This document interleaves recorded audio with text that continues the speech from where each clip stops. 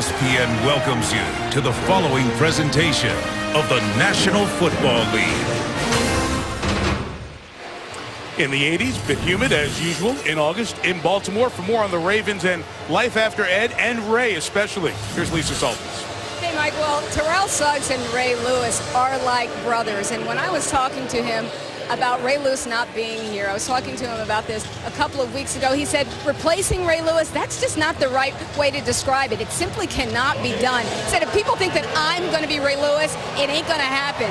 I can only be Sizzle. Now, as far as being the front man for this defense, he said, I can take that responsibility. But with the emergence of Joe Flacco and Ray Rice on offense, we're not just Ray Lewis and the Ravens anymore. We're a more complete team. One thing that Suggs has done in the defensive meeting room, he and Lewis always sat in the last two seats in the back row. Lewis's seat now stays open. No one is allowed to sit in it, Suggs told me. That seat, he said, cannot be filled. Mike? Well, we'll see if they can do it on the field, which is really where it's going to matter most. Toss one by the Ravens. They defer to the second half. So Carolina is going to get the ball first after Justin Tucker, off his very solid rookie season out of Texas, kicks it off. And back deep, one of the rookies for the Carolina Panthers, 25 is Kenyon Barner out of Oregon. He joins a veteran who was the top kickoff return man for this team, the Panthers, last year, Kealoha Pillars. There's Barner. Tucker kicks it, and off we go here from Baltimore. Return coming with Pillars. And he stopped shy of the 20-yard line. Leading charge for Baltimore was Anthony Levine. Cam Newton won the national championship, won the Heisman Trophy. Success and controversy around him in Auburn, but he's now year 3 with some great eye-popping stats at the start of his Carolina career. John, he's missing Mike Tolbert and Jonathan Stewart from that starting backfield. Well, they need to get double trouble back. Stewart and D'Angelo Hall need to resurface in this offense. And what will new offensive coordinator Mike Shula's interpretation of this offense be? We'll find out. Rob Jasinski, now the head coach in Cleveland, was the offensive coordinator the last 2 years. Shula was the quarterback coach. First down, Cam over the top, incomplete for Brandon LaFell. So it's an inaccurate pass. Terrell Suggs on the pressure. There are the numbers. Good passing numbers. Rushing yards, great. Or maybe not great that he led his own team in rushing. First quarterback since Donovan McNabb did it over a decade ago. Well, he's got to become more consistent, Mike. We all know he has the talent to run it and throw it. But for 60 minutes, he's got to become a more consistent quarterback. It was certainly a better outfit last year when they had more balance in the team. And they've got the running back to do it. D'Angelo Williams. A good penetration by Courtney Upshaw. Leads to the tackle by Suggs. And it'll be 3rd and long. Here is that Raven defense. Look at all the different names. Lots of changes. It's not just Ed Reed and Ray Lewis, John. Several players are gone, so a lot of new faces. Well, they're going to have several new starters, and some of these spots are still up for grabs. You're also going to see several new faces from different teams that are still learning this Raven defense. But on 3rd and long, take a look at their newest acquisition, Elvis Dumerville, at the bottom of the screen. This is what he does best.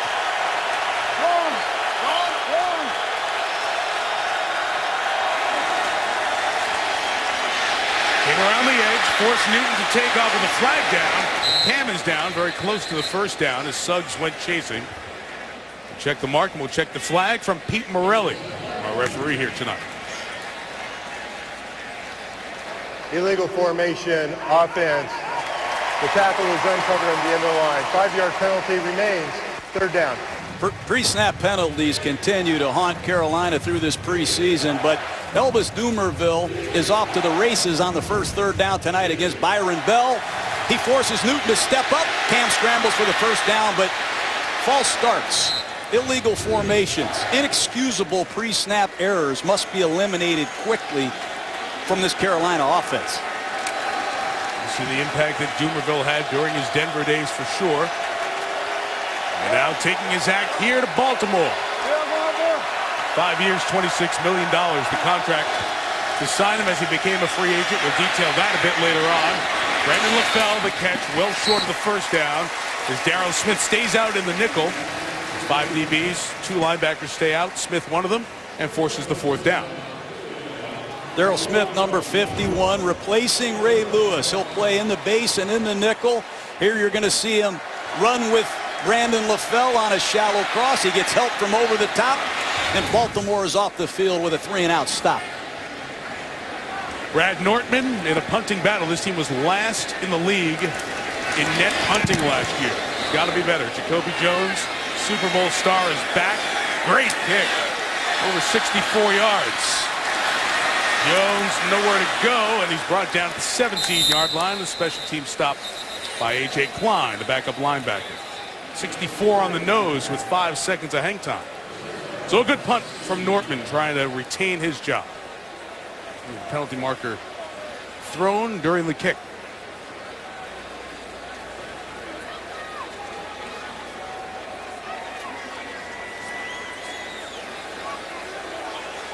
He's over there on the sideline.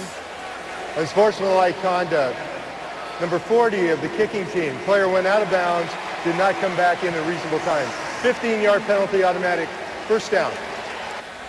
That's Anderson Russell tagged for that. So here comes Joe Flacco. A little better position for this offense, John. Training camp right at the start. Dennis Pitta, the terrific multi-purpose tight end, injures his hip, likely out for the year, so they've got to make some changes. Let's see if Brandon Stokely and tight end Dallas Clark can provide some production in the passing game, and Gino Gradkowski can lock up the center job tonight as they look to replace longtime veteran Matt Burke.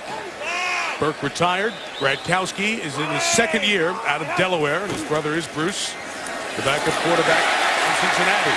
Ray Rice, good run up the middle to the 44, and a first down gain of 13. Baltimore loves the inside zone with Jacoby Jones holding the backside off of the reverse. Well blocked on the play side, but the threat of Jacoby Jones on that end around neutralizes the backside. Good design and a great start for Ray Rice. And this Baltimore offense needs to pick it up. Been awful quiet this preseason, Mike. 44, the toss is complete for a couple of yards to Jacoby Jones. He makes the tackle. Joe Flacco, we mentioned the big contract and the MVP off the Super Bowl. The regular season was good, but the Super Bowl was sensational, especially for the lack of mistakes. 11 touchdowns, no interceptions, and the big plays and the big throws that he made. You think about beating Peyton Manning in Denver, beating Tom Brady in New England, and then that great start to the Super Bowl, and they held on to beat the 49ers. Two backs and one tight end, Vontae Leach. That's shaken up during warm-ups. It looks okay, leads the way for Ray Rice to gain a couple of yards. I mentioned Gradkowski. I got it confused. He's in Pittsburgh. We just saw him on Monday. I'm interested to find out what personnel grouping this Raven offense leans on this year. Two backs. Last year they were a single back outfit, but losing Dennis Pitta and Anquan Bolden are significant losses for the Raven offense. It's 10 of the 11 defenders for the Panthers you see in your screen. 5 of them come, and Flacco finds it complete to Brandon Stokely. Part of the first Ravens Super Bowl win, Super Bowl 35. Fans with fond memories and react to Stokely's first grab here and a first down. I like that. I get a chill from that. Stokely, 3rd down and 5. It's a blitz situation. You put him in motion to change the cornerback's coverage mechanics, and he still has first step quickness. Caught over 40 passes last year with the Denver Broncos. They're happy he's here.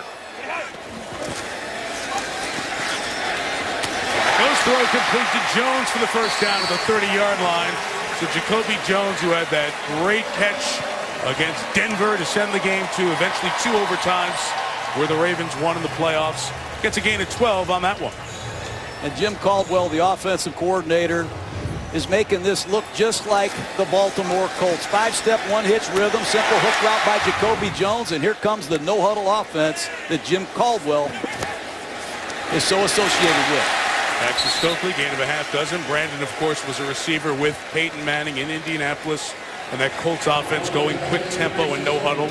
And John, their offense didn't look really all that good the first 2 games of the preseason. This is one way to kind of shake them out and get them going in the right direction, the right pace. And this is what Flacco likes the best. Up tempo, put him in charge. He can run a play quickly. He can slow it down and research the defense. This is where he's at his best.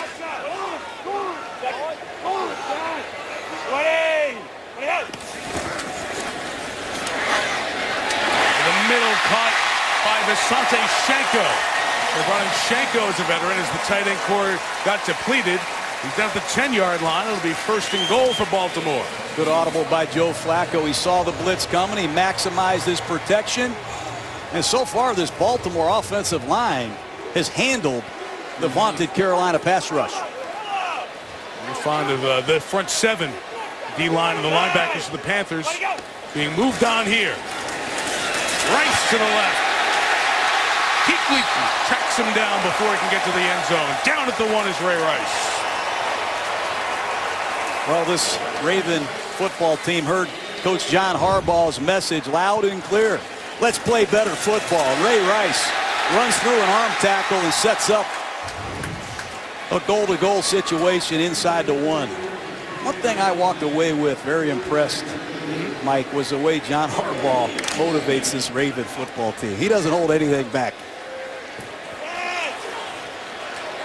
Extra personnel, multiple tight ends, extra offensive linemen in. Out of the heavy set, Rice walks into the end zone. They look like Super Bowl champions on that drive. Touchdown, Baltimore. Good mixture of running, passing, no-huddle offense, reminiscent of what happened last year. And Ray Rice is off to a great start. Just a reverse pivot. And they run right behind their Pro Bowl fullback Vontae Leach for 6. Not often you see a walk-in touchdown. It's blocked by Marshall Yanda as well as he makes his debut. 2-time Pro Bowler, the guard. Missed the first couple of games this year after off-season shoulder surgery. Justin Tucker adds the extra point. Superb start for Rice and the Ravens. Their offense heard the rumblings. Didn't look sharp the first 2 games. Turns the rumbles to cheers. ESPN NFL Preseason Special is brought to you by Corona, who invites you to find your beach. Little Old Bay, crab cakes. Enjoy the food offerings on the Inner Harbor and enjoy the football just a mile away as well. And a tremendous drive from Joe Flacco. On point and sharp as the Ravens walk down the field in 9 plays and just under 70 yards to take the 7-0 lead.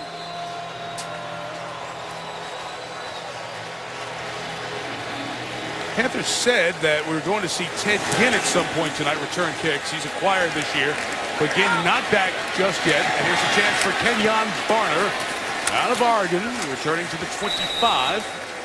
And that's where the Panthers will take over. Terrell Suggs, the defense, back on the field. They come back up 7. That little bowling ball, Ray Rice, that strong look to the end zone for 6. Panthers drive starts at the 25, and Newton shows a little handoff and instead pulls up and throws to his tight end, Greg Olsen. These guys have that too, huh? Gain of 16. You know, you put Cam Newton in a shotgun and do any play action ball handling, you're going to get a response from the linebackers. That time Darryl Smith steps up. Nobody's there for the tight end on the pop pass, but one thing Cam Newton is exceptional at is handling the football with those big hands in the shotgun. 6'5" and right around 240-ish, slimmed down, in terrific shape coming into this season. His throwing motion has been very sharp. Ted Ginn catches that. Just shy of midfield, they'll mark it, a few yards shy of the first down. Mentioned Mike Shula was the offensive coordinator for this team this year. He's got a new weapon to work with Ted Ginn. Ted Ginn's happy to have a chance to compete at the wide receiver position. Former first-round pick out of the Miami Dolphins. Caught only 2 passes last year. He wants to rejuvenate his career as a wide receiver, and you just saw Mike Shula. He's given him that opportunity. 3rd and 1 on the quick count. Fighting for the yard is D'Angelo Williams. James Ahedebo comes up trying to win that safety job as Ahedebo's battling Matt Elam, and they're very close to the first down. D'Angelo Williams, an interesting back. An awful quiet the last couple years. They drafted Jonathan Stewart, took some of his carries, changed head coaches, changed systems. Only 737 yards last year, but I still think D'Angelo Williams is an exceptional every down back. I expect to see a lot more of him this year. 3rd and 1. Williams is stopped Second effort, not even going to get back to the original line of scrimmage. And the great surge will cause fourth down. Marcus Spears, another one of the new faces here for the Ravens, leading the push. Just look at the pad level. The Baltimore Ravens went out and acquired Chris Canty from the New York Giants, Marcus Spears from the Dallas Cowboys. One of their top draft choices, Brandon Williams, another 340-pounder out of Missouri Southern. Ozzie Newsome loves to build from inside out. They're massive in there. You see Nortman back to punt. We should point out Mike Tolbert, usually the starting fullback, not here for the Panthers tonight because of injury. Certainly be leading the way for Williams or Stewart. Regular season in that situation. And for a team that was last in the league in net punting, there's a 51-yarder with a net of 31. As Norton couldn't kill it inside the 5. The champions. Wasn't a smooth path at the end. Baltimore lost 4 of its last 5, only beating the Giants, but do get in, as I mentioned before, get those playoff wins, including road wins at Denver in double overtime at New England. Flacco was so good in the postseason.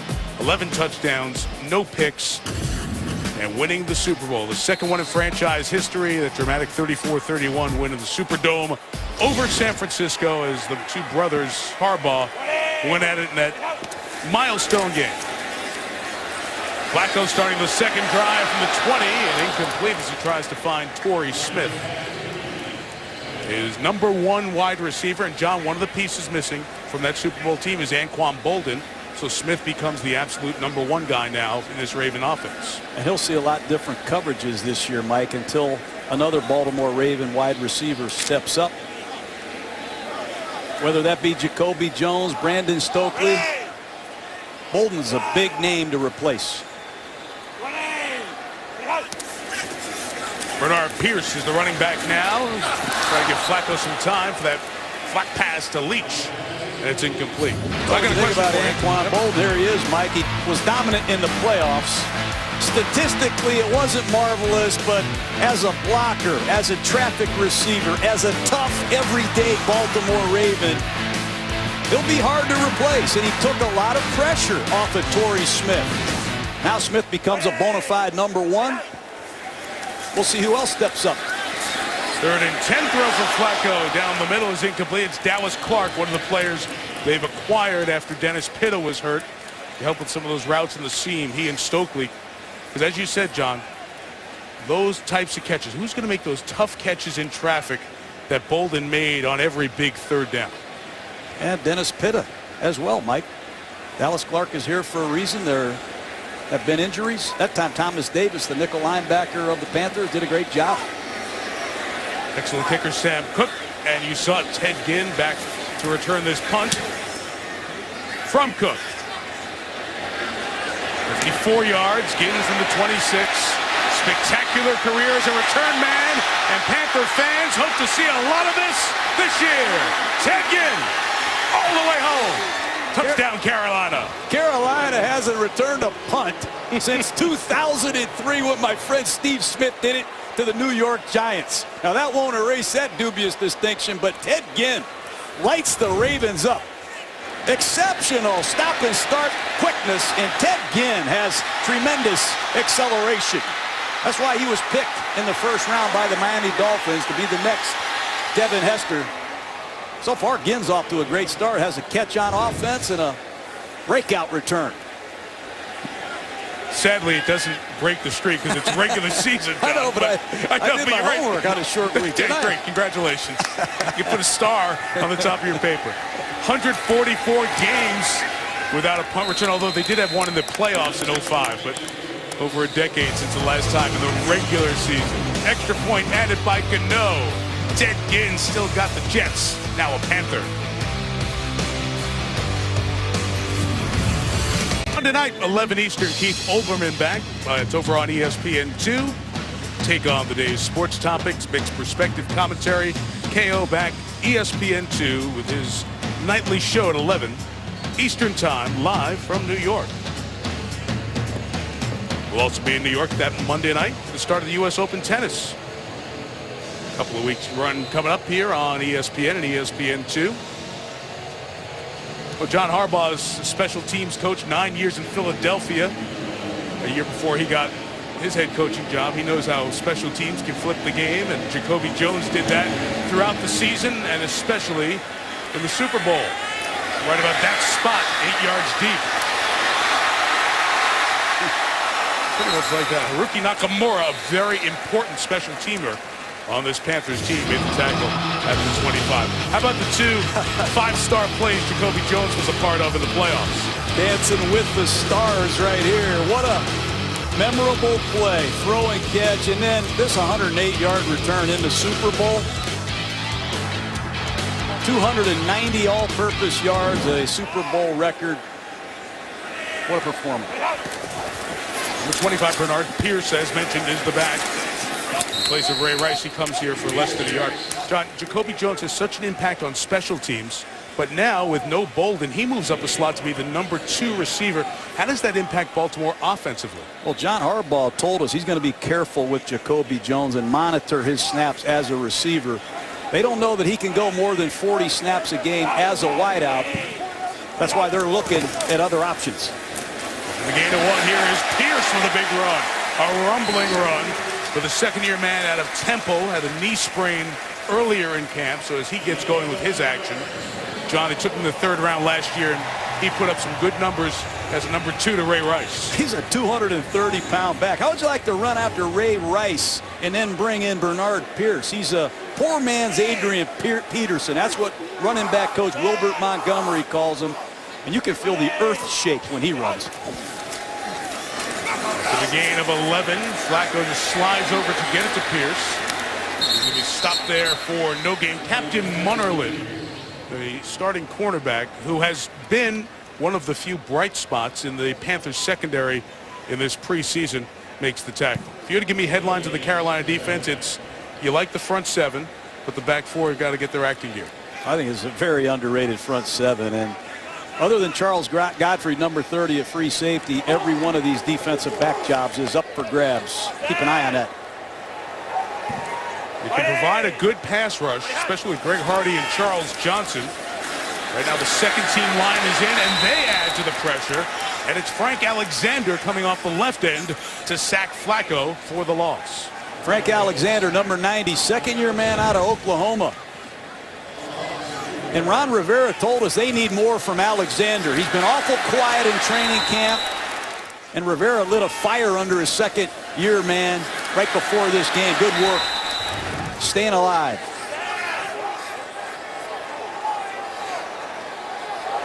Third and 13. Aaron Millette, 13, a rookie from Elon, is in for the Ravens at receiver.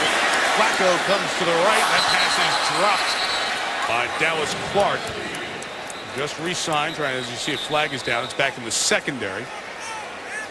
Clark trying to shake the rust off. He was back home in Iowa with his couple of sons and then got the call after Pitta was hurt. Now he's trying to get into the Ravens offense. There are 2 fouls on the play. Holding, number 29, defense. That penalty will be declined. Illegal contact, number 22, defense. That penalty will be accepted. 5-yard penalty. First down. Well, sometimes you see a quarterback hold the ball, nobody's open. That's why, Mike. He got 2 penalties on the Carolina secondary. One by Drayton Florence and one by their other corner, Josh Thomas. One of them was holding Millette, who I mentioned. And I bring that up because Flacco wants some of these young receivers who have to fill that receiver void in with the first team here tonight. Ray Rice is back in. He spins for a yard. John, the nose tackle, the first-round pick.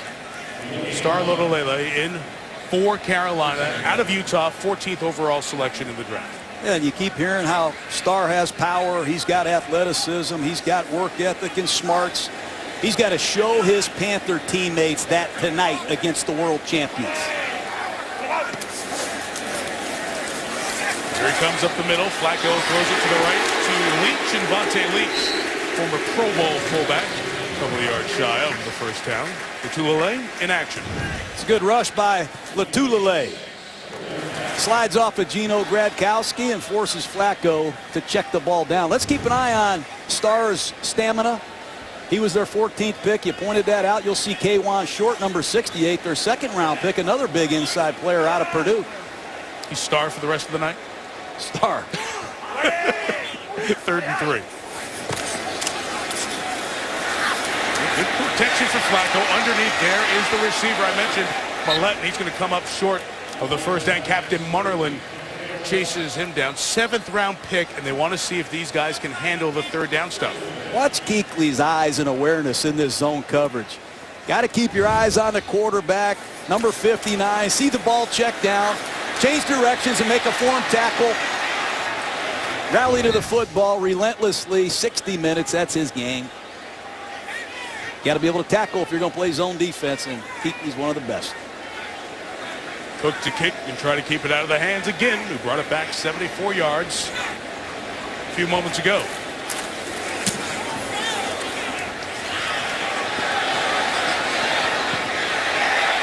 Cook is excellent at that, down inside the 10. But again, the penalty marker is down.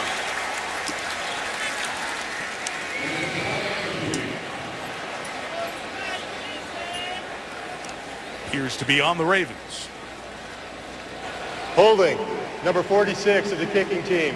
10-yard penalty remains, 4th down. 46 is the snapper.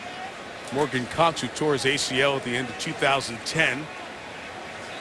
Came back the last couple of seasons, so get to re-kick it. It's an area where Carolina is determined to get much better. That would be the kicking game, the area of hidden yardage. They didn't punt the ball well last year. They didn't return the ball well. So far, they've made a serious improvement tonight. Let's see if they can get some holdups on the outside and give Ginn another look. And those are jobs people are being watched at here in these preseason games. Difference in making the team or not making the team very often is that last defensive back. Beautiful punt by Cook, but Ginn has space with yet another flag down.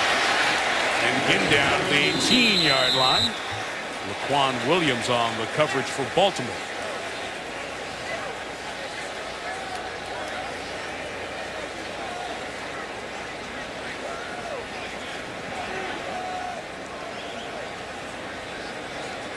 Pete Morelli again.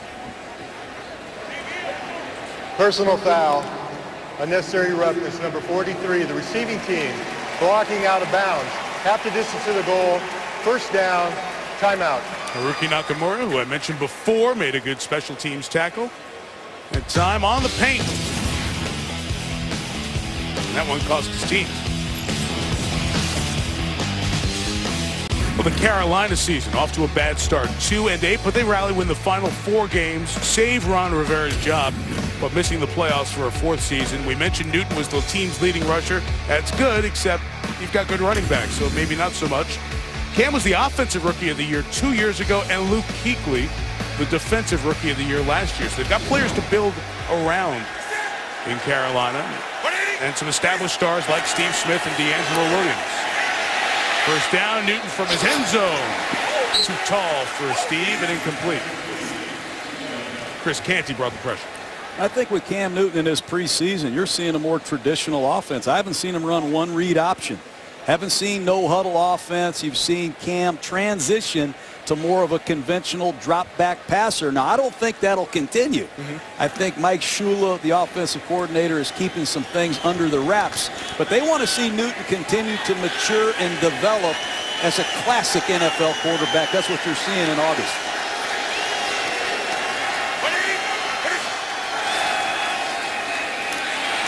Williams left. And Jordan Gross is very good at the left tackle. Ryan Khalil, a Pro Bowl center, was injured a good part of last year, so they need to get better play from the other 3 offensive linemen to go with the scheme and the ability of Newton to throw the ball and make this a more potent offense. There's no doubt, and this is where Carolina needs to improve on offense. When they're in a predictable passing situation, keep an eye on this right side. Byron Bell at right tackle, Gary Williams at right guard. That's where they've struggled.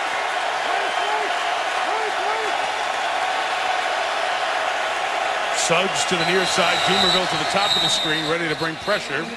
And they'll get a chance to line up again in the second quarter. End of one here in Baltimore. All even at 7 on a Thursday edition of Monday Night Football.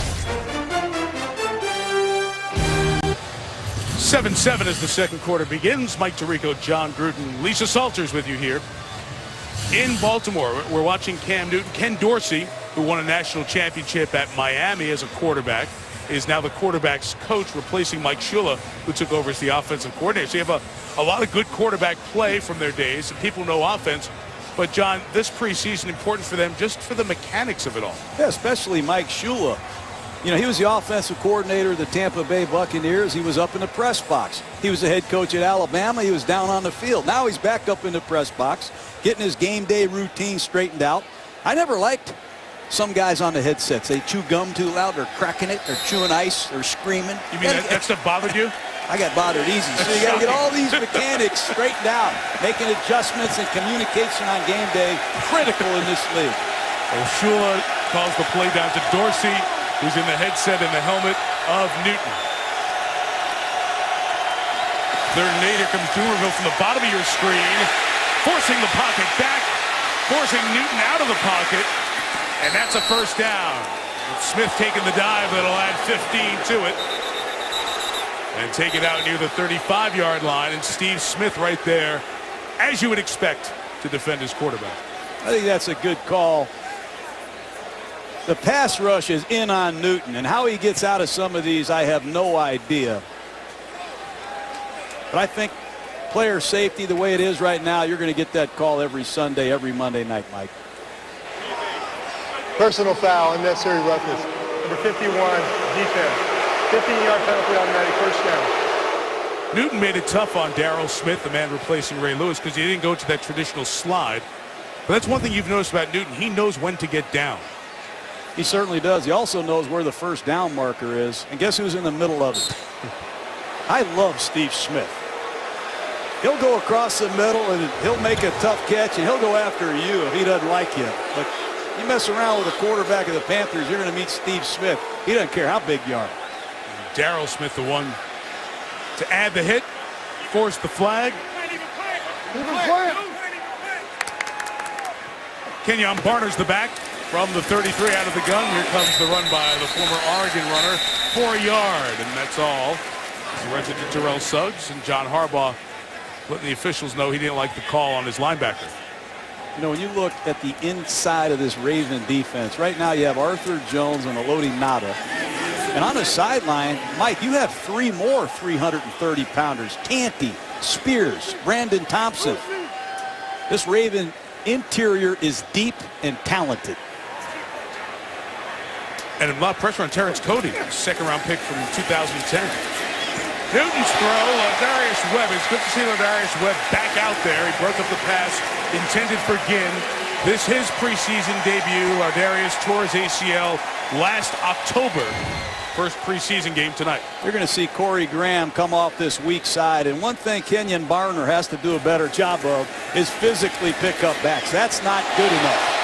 You can run routes, catch passes, and run the ball, but when you play in this league, you got to know who to block, and you got to know how to block. 4 receivers. Barner tested again. Here comes Smith, sacking Newton. This one's legal, and that's the guy replacing Ray. And hearing it from the Raven fans. Well, Dean Pease, the defensive coordinator of the Ravens, has as good a pressure package as anybody. And take a look at Darryl Smith, number 51, on an inside blitz. You see the size and the mass of 99 Canty that occupies the double team. And Smith has played a lot of football, Mike. Over 1,000 tackles in Jacksonville. He's been overshadowed because of their one-loss record, but that man can play. Brad Nortman kicking again to Jacoby Jones.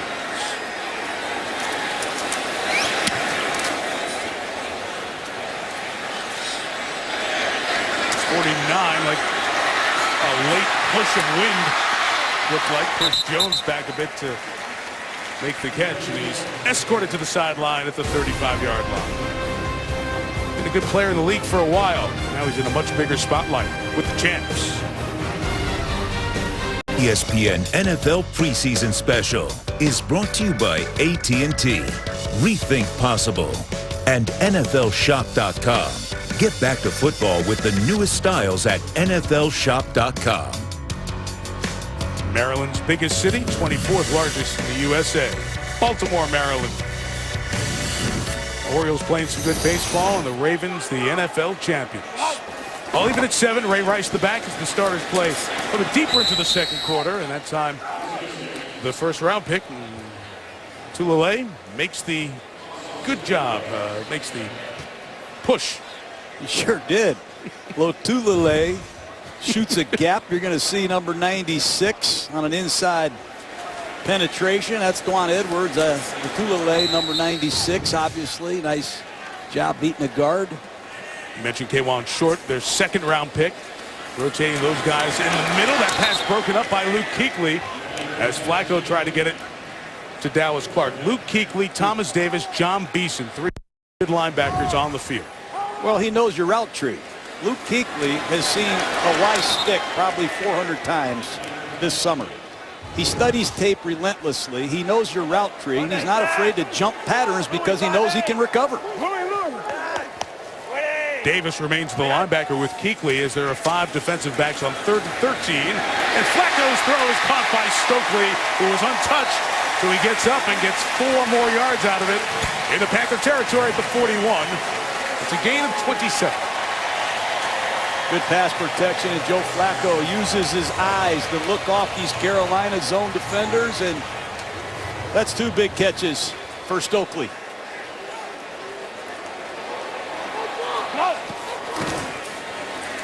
No huddle in the run for Ray Rice. Out 3 yards. Thomas Davis makes the tackle. Davis, I thought Sean McDermott, the defensive coordinator, said it best last night. Sean said, I just get emotional even talking about him. We watched the Tulele in the middle with the push and Davis with the tackle. Davis tore his ACL in 09, in 2010, 2011, 3 straight ACL tears. Came back and started 12 games last year. Rice, and again, it's the first round pick for Tulele. Oh, you got to be excited about this if you're a Carolina Panther. Tulele beats Osamele easily to the inside. I'm having a hard time pronouncing these names up here, Mike. You're doing perfect. You're great. Excellent work by the former Utah Ute. They should be thrilled because he didn't show this in the first 2 preseason games. Pressure coming, and the pass is intercepted. Drayton Florence, the 11-year veteran, gone. Punt return and a pick 6 for the Panthers scores. Sean McDermott, the ex-Philadelphia defensive coordinator, pulls out one of Jim Johnson's old plays. Double A gap blitz. They overload the strong side, and Tandon Doss, number 17, fails to look hot. That's not going to be helpful to Tandon Doss. How about Kuechly, John, with the pressure up the middle? Ray Rice couldn't get to him.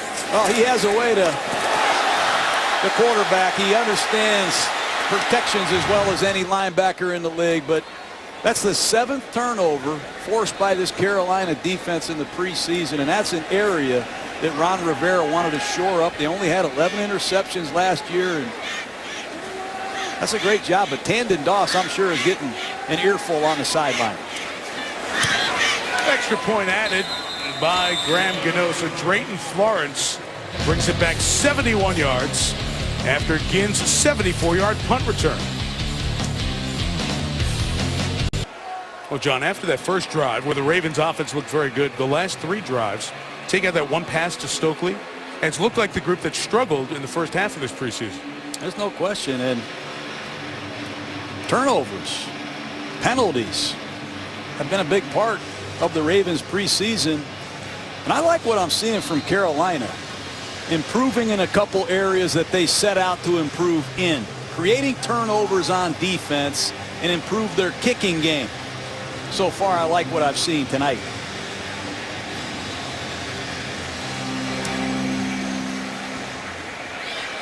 Graham Gano to Jacoby Jones from 5 yards deep. hit hard at the 15-yard line. Good job, Jason Williams and Colin Jones. Well, when you're a slot receiver and they overload you with a blitz, you have to gear it down and look for the ball hot. And Joe Flacco is expecting Tandon Doss to look for the ball quickly. And Tandon Doss didn't do his job, and Joe Flacco throws an interception, and you do not want to upset a Super Bowl MVP quarterback on national TV. That's not going to be good for Tandon Doss. Well, Doss was a 4th-round pick in 2011. Made the first 7 catches of his career last year. And they look to Doss, Laquan Williams, some of their young receivers to step in. Deontay Thompson, a slot guy with some speed, is out tonight because of a left foot injury. As Pierce carries for just 2 yards there, John.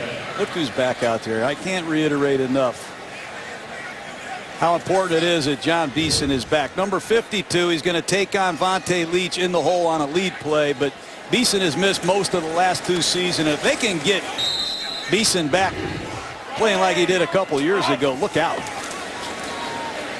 Here's to the left. Kuechly hit him, knocked it free. Thomas Davis scooped it, think on his left knee and bounds and ruled a touchdown. You said beforehand, all 31 other GMs in the league would trade their middle linebacker, in your opinion, for Kuechly. Watch the play here. I'll tell you how quick he is to read this play, and you feel his tackles. Let's watch the sideline as Davis scoops it, slides, and they'll look very closely as all turnovers and scoring plays are reviewed. This is both to see if he stays in bounds before the ball crosses the plane right there. I think he does have possession, Mike. I think they have the ball. We can give him the ball. You guys. Just got to make sure if he's still in bounds to score the touchdown before the right leg goes out of bounds. How about Kuechly, though, when he walked in the hotel last night? Impressive football talk. It was a good thing that we had to actually leave, because you two guys would have talked football for an hour. I know it. Being reviewed if he was in bounds for the score or not. If healthy, the Carolina Panthers have an outstanding linebacking core. Kuechly, the rookie of the year last year. Thomas Davis, who I talked about coming back from the ACLs, and the 3-time Pro Bowler, John Beeson. We're watching to see if Davis gets possession with one leg down or a body part, so that's clean. We know they have the ball. Now, does he cross the plane before the right thigh touches the paint on the sideline on that far side? And if so, we have a Pierce fumble caused by Kuechly and scored by Davis. You know, John, on that play, as we wait for Pete Morelli's ruling, Kawann Short, the other defensive tackle. After reviewing the play, the ruling on the field stands. Touchdown. Stands not confirmed, so they couldn't 100% tell you that it was definite. They'll stay with the call on the field, and that's a 2-yard fumble return for Davis, and the touchdown for Ron Rivera's defense on back-to-back possessions. And back to that point, John, on Kawann Short, they're trying to put defensive tackles on the field that give these star linebackers an opportunity to shine. Yes, they are. It's led to 2 defensive scores in 42 seconds, and Graham Gano makes it 21-7 Carolina.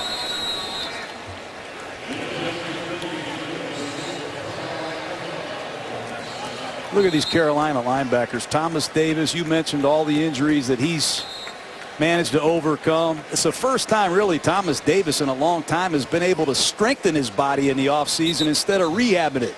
And now you see John Beeson back. I'm telling you, Beeson went to 2 or 3 Pro Bowls, 3 Pro Bowls, and he missed most of the last 2 seasons. You've seen Kuechly tonight in the middle. If you can get Beeson and Davis playing well on the outside with some help inside from Lotulelei and Kawann Short, Carolina can be a difficult defense to deal with. This is Beeson's first game back. He played 5 games in the last 2 years. Tore his Achilles in 2011. Last year, microfracture surgery on the knee in October. Didn't practice until earlier last week, and they wanted to get him on the field here tonight. Thrilled to see him and see their linebackers, and that gives Sean McDermott, the defensive coordinator, and Ron Rivera, the head coach, some options. You can be creative those three linebackers on the field in some non-traditional three linebacker down and distance situations. No return here for Jacoby Jones. The Ravens will take over at the 20. 2.5 weeks away. Season 44 of Monday Night Football, and we have the Eagles and the Redskins, and we were in Washington Monday, told you the whole RG3 story. Michael Vick getting the starting job with Philadelphia. And then the Houston Texans, their division title, on the road to start against San Diego. Mike McCoy, the first-year head coach of the Chargers. Monday night countdown. Susie Colbert will be with all the guys at 5 Eastern time, and then we'll have game 1. Chris Berman, Trent Dilfer in San Diego for game 2. Pierce runs left. Rookie Nakamura and Frank Alexander stop him after a gain of 2.5. Nakamura, who played his first 4 years here in the Baltimore Purple.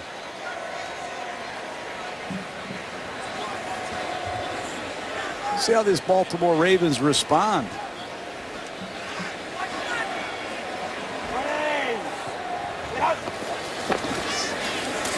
Flacco pressured by Alexander, throws it to Pierce. Yards short of the first down as Nakamura and Kuechly tackle him. Well, Michael Orr, the right tackle, laid out of his stance. And we mentioned Frank Alexander earlier. That's the second excellent rush that the former Oklahoma Sooner has delivered for this Carolina defense. Look at the receivers out there now, John. Marlon Brown, Aaron Millette, Tandon Doss, Dallas Clark. The 4 receivers who are out there right now, many of whom did not work with Flacco in the key games last year. That's Doss making the catch. Kuechly eliminates him from the play with a first down. Joe Flacco told us he wanted to see some of these backup receivers play with the first unit. You got to see how these young players are going to respond to being in the huddle with the big boys. And on a quick third down, Flacco fires the ball to the outside. Nice work by Millette getting the first down. The 33. There's a run for Rice for 3 yards. You know, John, it's a good point you made about Flacco saying that. And what are the differences in Joe Flacco and Jim Caldwell, the offensive coordinator, who replaced Cam Cameron the last quarter of the season last year? The communication is terrific, and Joe is now comfortable in his leadership role to say, you know what, I want to see the young guys with the ones, so give that to me in the 3rd preseason game so we can get a real sense of who can step into the void. Time here, brought down the high toss by Marlon Brown, rookie out of Georgia, and he'll have the first down. That's what you want to see. You want to see Marlon Brown, young receiver who's had an excellent camp, mostly beating backup players of the Tampa Bay Buccaneers and the Atlanta Falcons. You want to see him play against the starters of the Carolina Panthers and see how he responds.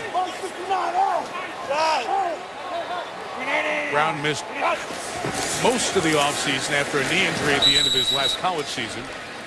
Rice's knee is down as DeJuan Edwards and Kuechly there on the tackle. And young center Gino Gradkowski, 2nd-year man out of Delaware, is taking over for Matt Burke, the longtime Ravens center. He can lock the job up tonight. But A.Q. Shipley has made this a very competitive camp. Keep an eye on Gradkowski, and if he can lock the job up tonight.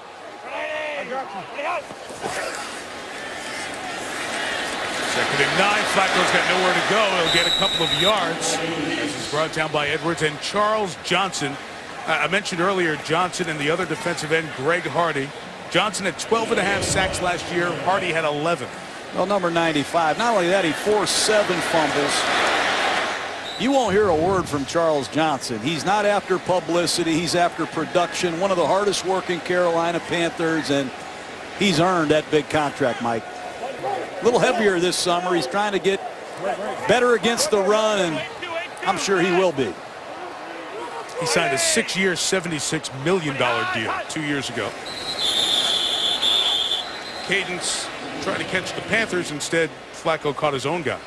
False start, number 72, offense. 5-yard penalty remains. 3rd down. Felicio Semele on the flag.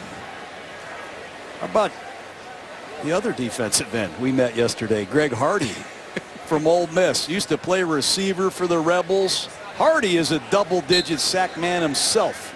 He has a nickname. He calls himself, what is it, Mike? Kraken. Kraken. Kraken. Ravens. He can play inside or out. Been known to bat down passes. Keep an eye on 76. He's rushing from the inside here on third down, and the pass complete by Flacco again to Marlon Brown. In 11 games, caught 8 touchdowns for the Dogs last year at Georgia. Nice pass protection that time by the Raven offensive line. Allowed Marlon Brown to find a hole in the deep zone. Inside release, he pushes up and breaks to the outside. Sits it down between the corner and the safety. Good work. Good looking drive here by Flacco. But put back by K'Wan Short. There's the second-round pick out of Purdue. John, the question on him was the motor going every snap. That's what Coach McDermott said. When it's on, it's on. When it's off, it's not good enough. But that time, K'Wan Short showed instant penetration, and these two young defensive tackles have been impressive in this first half against the starting Raven offensive guards.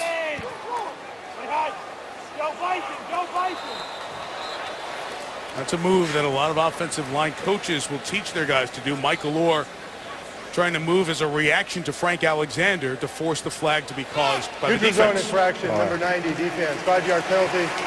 I don't Still like second that, down. Mike. I hate that rule right there. I just don't like it. Jerry, what do you think on that? I don't think so. Jerry Austin, our two-time Super Bowl referee, who's with us all the time. That was a delayed reaction by the offensive player. But they coach him to do that, John, right? Yes, they do. Absolutely. I've seen it go both ways, though, this summer.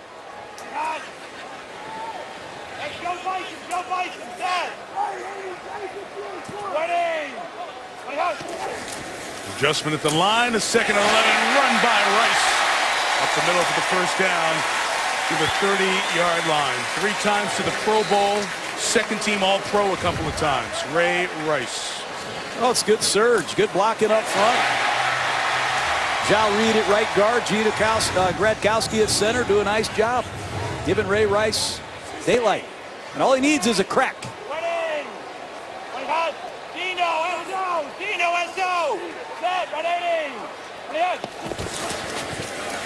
Pierce now in, and he'll lose 3 yards. And again, is one of the first 2 picks for the Panthers. They have a new general manager, David Gettleman, who came from the Giants, longtime personnel and scout man.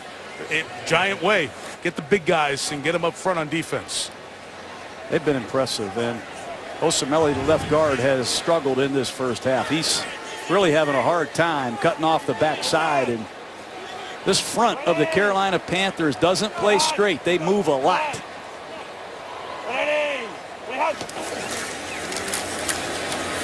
Pierce, the block to get about 4 yards. As the man you mentioned before, Osemele, came over. He was patiently waiting, was Pierce.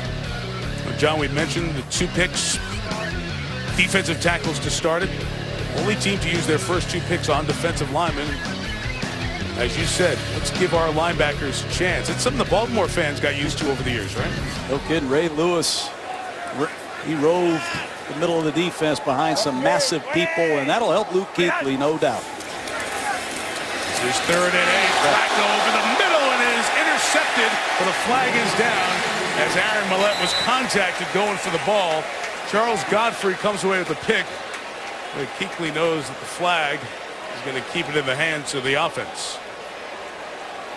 Boy.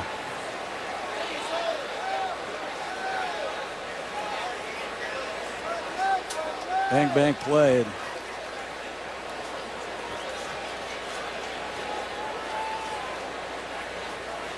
There's no foul on the play. The result of the play is an interception. So it belongs to the Panthers. That's a 3rd turnover here for the Ravens. Well, we said Kuechly could recover. That time he gets out of the play fake. He reads it, and he rocks Aaron Millette. What a play. So after we went away, Pete Morelli got on the mic, and the call has been changed. The Ravens are keeping the ball. Play, we had personal foul, necessary roughness, number 59 of the defense, 15-yard penalty, and an automatic first down. The officials met after the initial call. Now we'll watch. You're always watching for the helmet and the contact. Kuechly's arm is coming across to hit the wide receiver, Millette. And And we're showing you the replays in real speed. That's the way the officials have to make the call. Gives you a sense of how close it is and how difficult it is. And even watch slower and break, it's hard to tell if he makes contact with the helmet first. Rice up the middle to the 10-yard line. Bring in Jerry Austin, our Super Bowl referee, with us every Monday night. Jerry? I think the first flag was for pass interference, and they picked that up because the defender got there at the same time the ball did, so there wasn't pass interference. One other official came in and said there was contact with the head. And until we get a better look at whether the right arm, forearm got up under the helmet of the receiver, we don't know. Thank you, sir. 2nd and 6. That pass is clean, and it's intercepted. And Kuechly is chased by Flacco and goes down at the 35-yard line. You want to call a flag on me? Take that. And Kuechly comes up with a pick. They need to get Kuechly out of the game. I've seen enough. Luke Kuechly reads the quarterback, breaks on the ball, and if he doesn't slip, he might take this to the house. No back set. Kuechly's all over Flacco's eyes, and you know, he hit Millette the play before because he read Flacco's eyes. If you telegraph throws, you're going to throw an interception, or Luke Kuechly will bust somebody. That's how he plays the position. You got to give him credit. I'm so glad that he's playing so well, and I don't care who wins the game, obviously, but that he's playing well because we talked about it and watched him last year as the Panthers played in the anonymity of a bad record in a small market. He was terrific the last 12 games of the year at the middle linebacker spot. As the carry is taken by Kenyon Barner out past the 40-yard line. And he's doing it here tonight in prime time. Well, he blitzed. He forced Flacco to throw the ball quickly. It was intercepted by Florence and run back for a touchdown. He ran through a gap. He caused another fumble. That was a touchdown. And then he just intercepted a pass after he rocked somebody up the middle. And I don't know what you want to see him do. If I was Ron Rivera, I'd take him out of the game. I don't know what else he can do tonight. What a performance by Kuechly. You came to see Cam with Carolina. You got Luke. It's just as good. 2-minute warning here in Baltimore.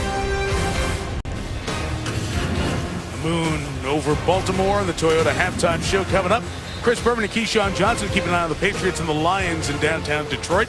Highlights there. Chris Mortensen on the preseason debut of Adrian Peterson, the NFL Insiders segment, and the dress rehearsal week. It is week 3 of the NFL preseason. Geno Smith going to get the start for the Jets. Among others, that's the story with New York. And on the Toyota halftime show coming up in a little bit. The 2-minute warning. No more coaches' challenges. The booth triggers any review from upstairs, and Newton throws complete. And there's Steve Smith. Haven't called his name much tonight. Midfield and a first down for Carolina. Let's see Cam Newton in a moving clock 2-minute situation. Baltimore featuring their rookie safety, Matt Elam, out of Florida. It'll be good work for him. See him communicate in this situation.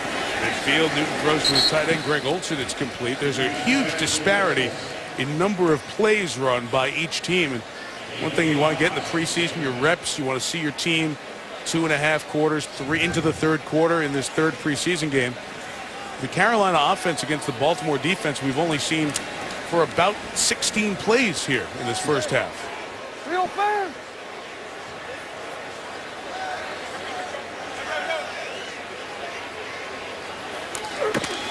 The Raven 44. Pressure's picked up. Newton's pass is just short for Brandon LaFell and incomplete. That's a throw Cam needs to make. The Ravens bring a blitz off the slot. Not sure if Cam knew or trusted the protection. His feet got awkward. He threw it sidearm, missed the throw that he needs to hit.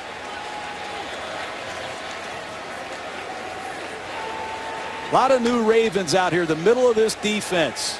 Ellerbe, Ray Lewis gone at linebacker. Bernard Pollard, Ed Reed gone at safety. Let's see him communicate in the 2-minute. Courtney Upshaw is on the opposite edge with Suggs rushing here. As the pocket collapses, Newton throws to Smith, and Steve has a first down in front of Lardarius Webb at the 35. Great job by Cam, standing in the pocket under pressure. He gets hit by Haloti Ngata right as he delivers it. And he's got the Panthers on the line of scrimmage with a trips formation. They love Steve Smith isolated by himself. Trips Gets those three receivers to the right. Newton looked that way, but had no chance as Brandon Williams, the third-round pick, and a very intriguing player, John, for this Baltimore defense, comes up with a sack that forces a timeout. 27 sacks at Missouri Southern. Mike, he's so big you can watch a movie on his back. Great work by Brandon Williams. All right, as we were going to break, you saw Cam Newton limping toward the Panthers sideline. Here's why. As he gets sacked by the rookie Brandon Williams, that leg getting trapped under him a bit awkwardly, and Newton jumped out of there quickly. Felt some pain. They talked about it for a minute. He bounced around on his toes on the sideline during the timeout and will stay in. Newton's backups are Derek Anderson and Jimmy Clausen, and we think Clausen, the former Notre Dame star, will be the second quarterback we see tonight.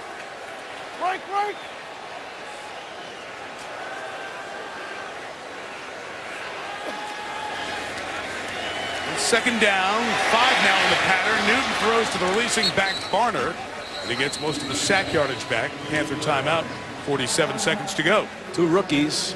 Kenyon Barner from Oregon going after second-round draft choice Arthur Brown from Kansas State in a one-on-one situation. But Mike, Carolina's had so many injuries to backup linemen during training camp. They let Handgartner, who was a starting guard, go. Bruce Campbell got hurt as a right tackle. So when you put Gary Williams in there at left guard, who's normally the right guard, the calls are a little different. They make a mistake on Brandon Williams, and your quarterback is getting hit. But this Carolina offensive group has to come together up front, and they're missing some key backups. They don't have the depth and versatility that I think you need to make it through 16 games. Yeah, offensive linemen 6, 7, and 8. A few of them may be players picked up who are cut by better quality teams on the offensive line when we get to the cutdowns here in the next 2 weeks. We saw Barner limp off. Torin Poole, former Tennessee Volunteer, now the backup. 3rd and 10 for Cam Newton. Strike is dropped by LaFell. Brandon LaFell caught 44 balls last year, career best. They feel solid about him as the number 2 receiver. Didn't make the play there. I'll bet Steve Smith's not going to be happy with this. You have to make this play. As the number 2 receiver of the Carolina Panthers, you just took points off the board on the road. We've all heard about Steve Smith. He's not had a number 2 receiver since Musa Muhammad. They have to get more production and reliability from the other receivers here in Carolina. Huge drop by LaFell. Graham Gano, 54-yard attempt.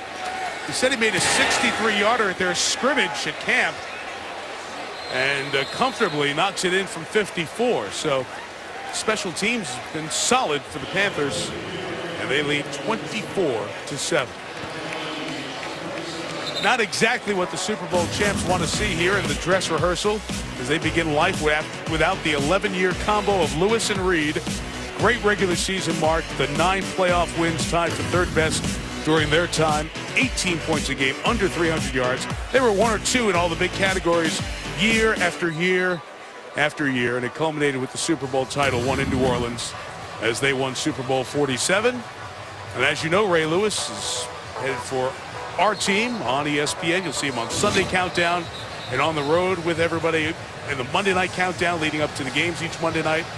And Ed Reed is in Houston with the Texans. Question now, replace him on the field, but how much is replacing their voice, their leadership, all that intangible stuff that we like to talk about when games aren't being played? Well, it's easy to say we can replace that leadership when it's an air-conditioned team meeting room and it's before the season. But when you're losing 24-7, you're not playing well. That's when the new leadership needs to emerge, and I'm sure that's what Coach Harbaugh is going to talk about at halftime. That's why Ozzie Newsome brought in some veteran talent to go with the young players. Nice tackle by Armand Smith, backup running back for the Panthers, who brings down Jacoby Jones. And we'll see what Joe Flacco can do with 3 timeouts in 33 seconds. Be surprised if they do much here, Mike. Bad field position. Have not played well. They've turned the ball over. They've struggled picking up blitzes. I might take a knee and head to the locker room. Have a few words with them. Most teams talk about bringing their starters back in the 3rd quarter. John Harbaugh wasn't sure, given the schedule here for the Ravens leading up to the opener.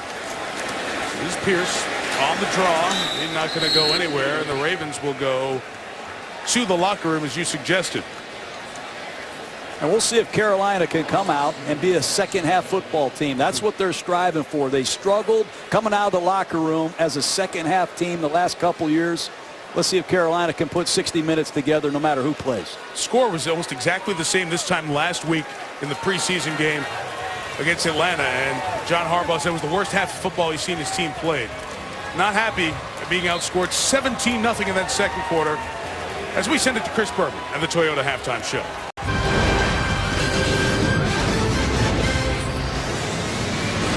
Wrapping up our preseason in the dress rehearsal, the third preseason game, as Chris and Key were mentioning at halftime. Neither offense looked very good, to be honest. A bunch of turnovers leading to the Panthers.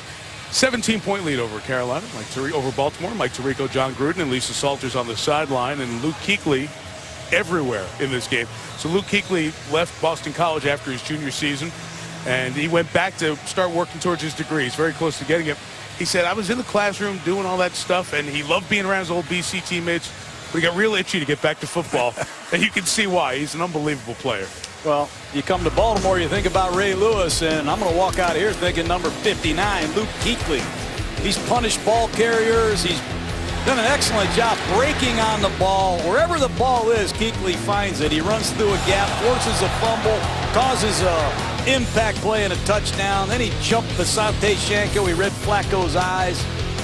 He did it in pass coverage. He did it in run defense. He did it as a blitzer. I think we said that in the pregame, Mike. I think you did. 32 general managers, 32 head coaches. If you could trade your middle linebacker for that middle linebacker, I'd say 99% of them would pull the trigger. Impressive performance. And we mentioned that Carolina, like most teams, wanted to treat this where their starters come out and play into the second half. You see Kuechly and the Ravens defense ready to go. So too Joe Flacco and the Ravens offense. John Harbaugh wasn't sure what he was going to do with the second half. Despite 42 snaps of offense, they're going to give it a go. Bobby Rainey will return the kicks for the second half here for the Ravens. He runs to the 20, and we send it down to Lisa Salters. Hey, Michael, John Harbaugh obviously disappointed about the first half. He said, we played well, but you just can't keep giving them the ball, and you certainly cannot let them run returns back for touchdowns. About whether or not their starters are going to play in the third quarter, Mike, he's still not saying. He told me we'll have to see how it goes. I did check up on Cam Newton. He did stay in the game, but remember he was limping after taking a hit late in that second quarter. Ron Rivera told me that Newton apparently took a knee to the thigh. He walked it off on the sideline, walked it off back in the locker room. He's fine.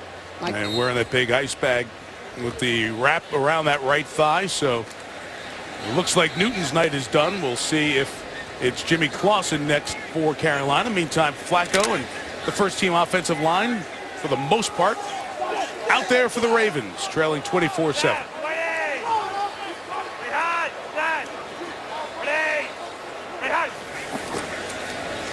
Ray Rice starts the third quarter with a run up the middle. Got through a tackle and got into Ravens territory, the Panthers territory at the 46 for the first down. That's what Joe Flacco does a great job of. He reads your defense. He sees you get into that six-man box, that two-deep zone, and he loves to run Ray Rice with these underneath handoffs in a shotgun. And looks like Captain Munnerlyn, very valuable member of this Carolina defense, has a wrist problem. We'll see what that is. Cornerback, full-time starter last couple of years, moves inside, as John mentioned, in the first half to play that all-important nickel. Especially important in the division they play in, given the people who are there. They look at his right hand. Josh Norman, Josh Thomas, Drayton Florence. The other corners for a guy who played defense on that famed Coach Ditka-led Super Bowl Bears team, Ron Rivera. And it's a position where Carolina can ill afford an injury, and you see the concern in head coach Ron Rivera's face. Munnerlyn had 2 interceptions. He ran them both back for touchdowns last year. He can play inside as the nickel man. He can play outside. Can't afford many injuries at that position.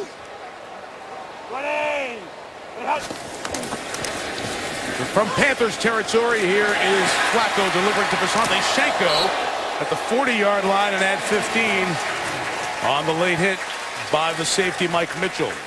Mike Mitchell's an ex-Oakland Raider, spent 4 years with the Raiders. Personal foul, necessary roughness, number 21, late hit, 15-yard penalty, automatic, first down. They want him to be the strong safety. He's a big hitter. You can't come in with a crown to your helmet. Can't do it. Ron Rivera letting him know that. Mitchell played against the Panthers last year and actually got flagged and fined for a hit on Cam Newton. Greg Hardy comes over from his defensive end spot to tackle Ray Rice. And Mutterlin off for x-rays, you would assume, on that right hand. And Jim Caldwell continues to work his no-huddle offense. Sometimes Flacco's up and at you inside of 15 seconds. Sometimes he'll use the whole shot clock to pick the best play.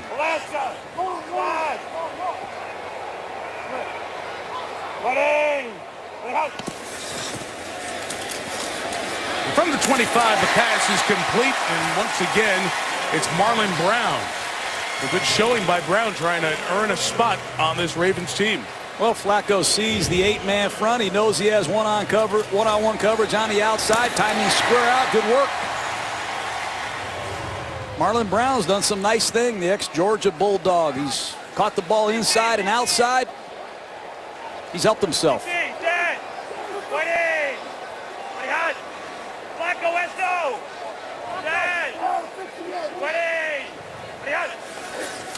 From the 13, Rice to the left.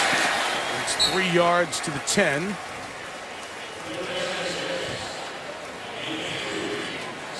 It's an area where Baltimore has vastly improved their offense. The red zone. Notoriously, they have struggled as an organization inside the 20, but last year had a lot to do with their championship ride. Quick count that time. Another run to the left.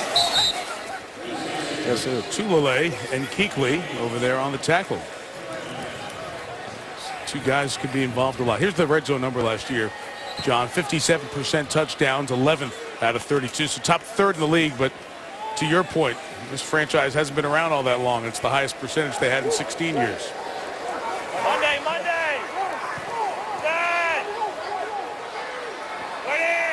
Coach Dallas Clark, 87, work in the middle, covered, Flacco down, Latulele again. Wow. The first Latulele out of Utah, started his career at Snow College. Carolina can frustrate you with this defense. They're going to give up some yardage. You're going to see Flacco drop back to pass, but it's hard to go 90 yards, 80 yards without making a mistake. And they forced turnovers tonight. They forced punts, and now they're going to force a field goal. And that's what good disciplined zone defense can do for you. Been a tough night for the left guard, Kalichi Osemele. Beaten by the rookie. Latulele on that one. Justin Tucker adds the field goal, and it's an opening drive 3 for John Harbaugh's team, and the Panthers lead is now 14. Is copyrighted by the NFL for the private use of our audience. Any other use of this telecast or of any pictures, descriptions, or accounts of the game without the NFL's consent is prohibited. This ESPN NFL preseason special is brought to you by ESPNShop.com, where you can get all of your official NFL sideline gear. Great spot, that inner harbor of Baltimore. A lot of history just within a few miles here of the inner harbor as well. Good spot to spend a summer week. 24-10 as the Ravens scored on the opening drive of the first half and followed up with an opening drive field goal here to begin the third. The Ravens have a final preseason game 1 week from tonight in St. Louis, and then, as became a big story in the late winter and early spring, they will not have the traditional home opener for the champs. They have to go to Baltimore because the Orioles, who play right over here in Camden Yards, not too far from where we are, they have a home game that day and would not move it. Cam Newton takes the wrap off, and he'll go back and play here with the starters to start the third quarter. Well, Baltimore got after Cam Newton in the first half. Terrell Suggs on a bull rush. Hard to set your feet. Numerous times Newton was knocked down throwing. At times he was sacked. Carolina's made some mistakes up front. They've struggled blocking this formidable Raven front.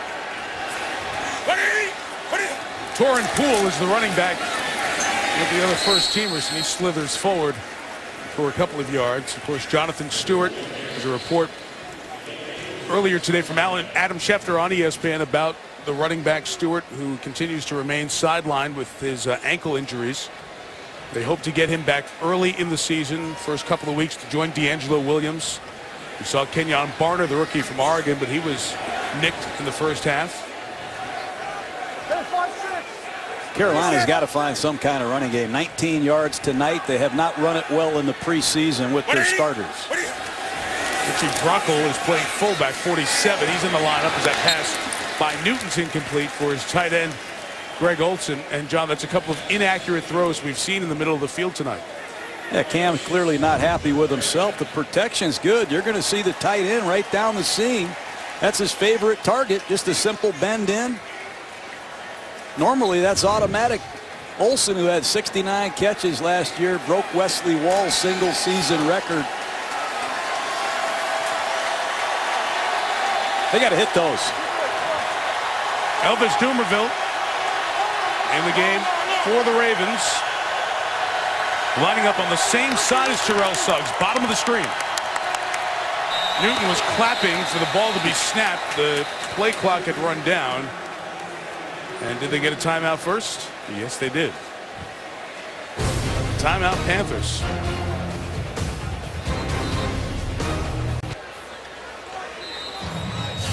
Panthers leading 24-10.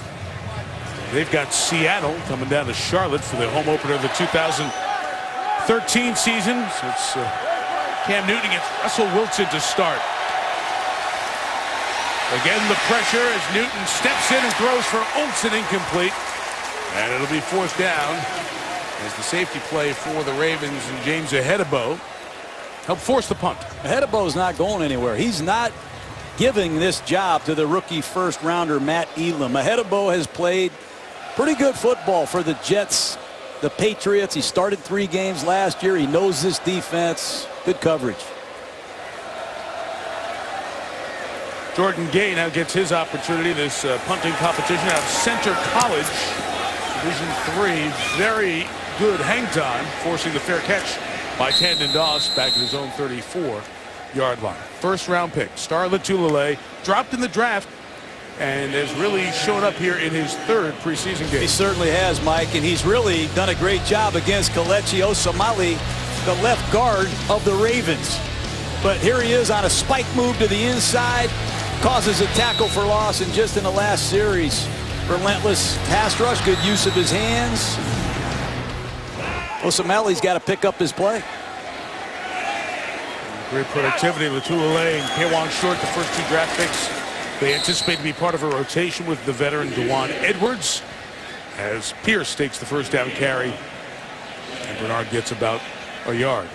Latulelei's story, John, I mentioned that he dropped in the draft, which was a story that really started around the combine when he had some testing and it showed that his heart had an irregular heartbeat, and there was immediate red flags of concern waved by teams. Vontae Leach out of the backfield, right near that first down mark, over at the 43-yard line. Latulelei's actually, his career started at BYU, lost the passion for football after the academic issues, Snow Community College, out of the game, comes back to Utah, plays very well for those 2 years with the Utes. And I mentioned the story with the draft. They found out that the irregular heartbeat was caused by a viral problem that he had. Once that cleared up, the heartbeat issue cleared up, he was medically cleared. His teams tested him. Our colleague Todd McShay had him very high towards the top of his draft board. Available middle of the first round, and the Panthers took him. Pierce sprints to the corner and gets the first down at the 46-yard line. Little flip play right there in short yardage. Fool the inside linebacker. Tackle's going to go in, up and out. They're counting on the defensive end to close so they can outflank them. And Pierce does a nice job knowing exactly where that first down marker is. Big back. Nice compliment to Ray Rice. 46. Flacco throwing sideline out of bounds, but Williams trying to get, or Millett trying to get back to the ball. Was contacted by Josh Thomas, and the flag thrown.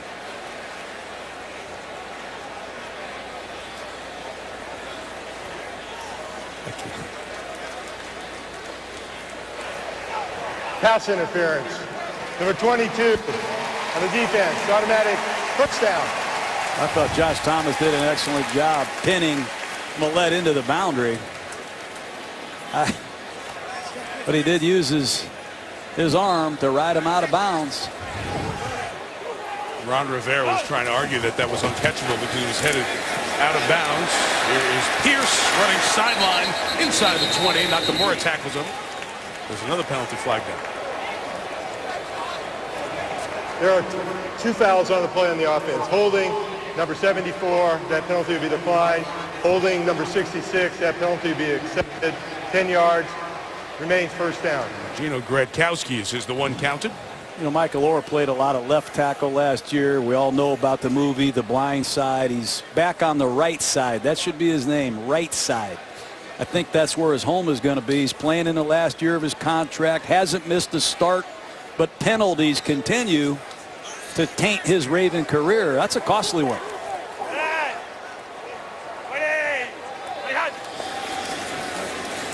First and 20 now for Flacco. And Anthony Allen out of the backfield. Get down to the third string backs, a gain of 4. John, this offensive line for Baltimore, there was an adjustment because of injury right before the playoffs, and it really worked well with that setup with Bryant McKinney playing the left tackle or over at the right side. Matt Burke anchoring at center, but Burke now retired as Allen runs left and gets to the 25-yard line. And Bryant McKinney is a valuable man to have in your locker room. How many guys can come off the bench, not play much all year, and give quality play at the left tackle position on the road at Denver, at New England, in the Super Bowl against some of the greatest pass rushers in football? Came into camp a little overweight, but he's back in shape. Opening day starter at left tackle once again.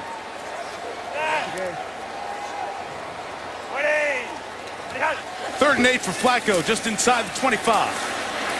Shot towards the end zone, brought in for the touchdown on a big night for Marlon Brown.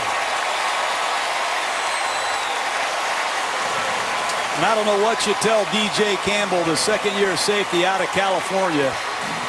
It's too deep, man underneath. Flacco makes a great throw, but Campbell clearly doesn't know if he should go in high or low. He doesn't make an effort to tackle number 14 more. That's a play a safety needs to make in the middle of the field in that coverage, and clearly it looked like number 26 Campbell was reluctant to pull the trigger there. Caught in the middle because he knows if he goes for the shot that safeties would have 2 or 3 years ago, it would be a flag and a fine perhaps. It's the player safety issue from the decision making you talked about.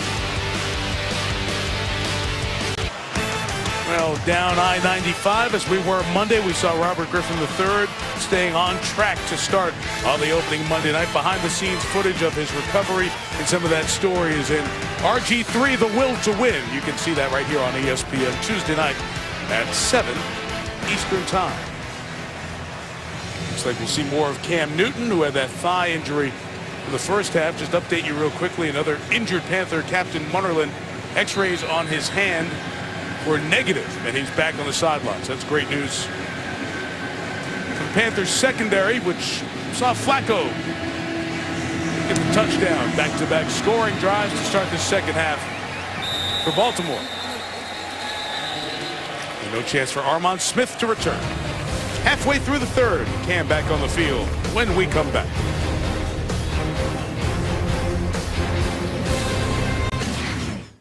Sir, I don't know.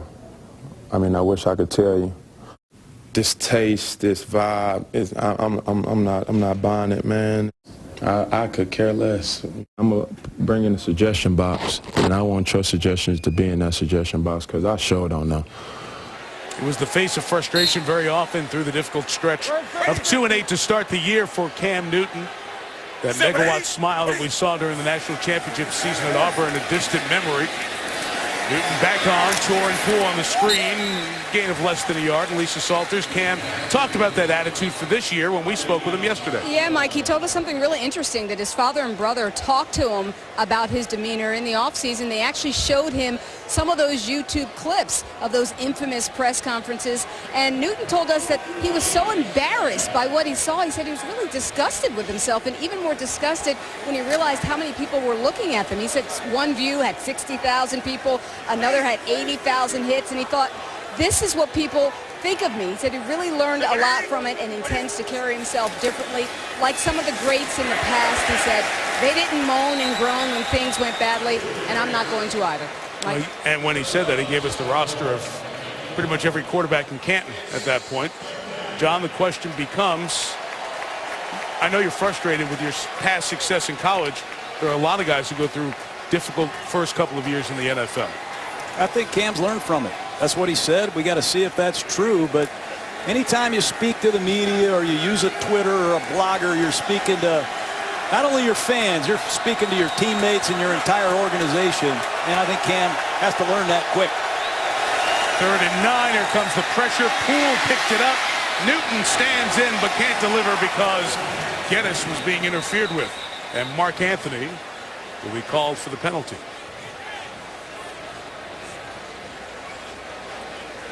Seventh-round rookie out of Cal, as the second-team Raven defense, for the most part, is on here.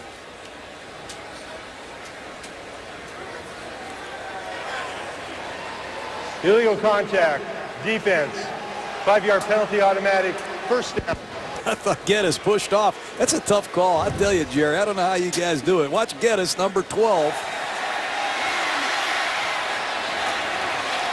Tough call.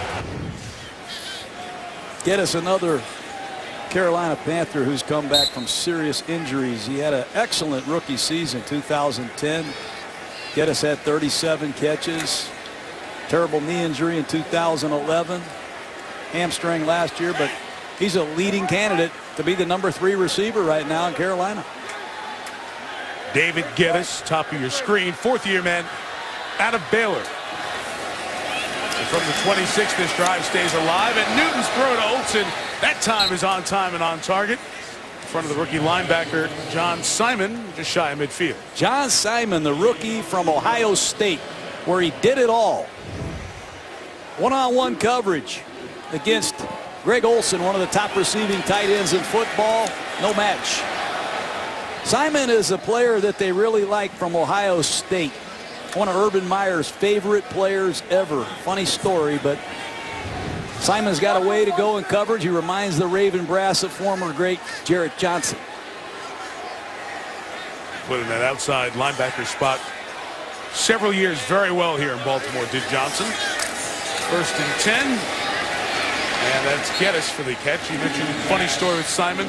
Players used to joke, and Urban Meyer says one of my favorite players ever, right in there, right after Tebow, one of the favorite Urban Meyer players, and they would joke that, you know, what are they going to call the kids? John Urban Meyer Simon, or Urban John Simon Meyer? Simon. Simon says lift weights. Simon bench pressed 225 31 times when he was 16 years old. His favorite room in his house is the weight room. You can tell.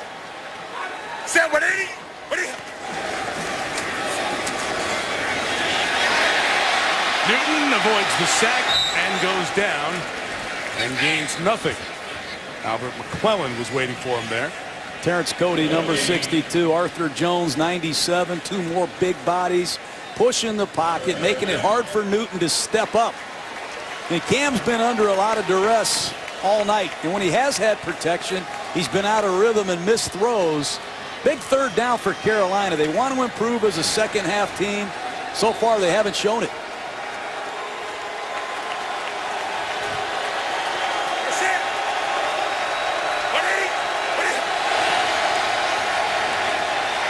Third and 4 for Olsen. Flag. Matt Elam, the rookie from Florida, with what looked to be a mostly innocent hit after that pass was gone over Olsen's head.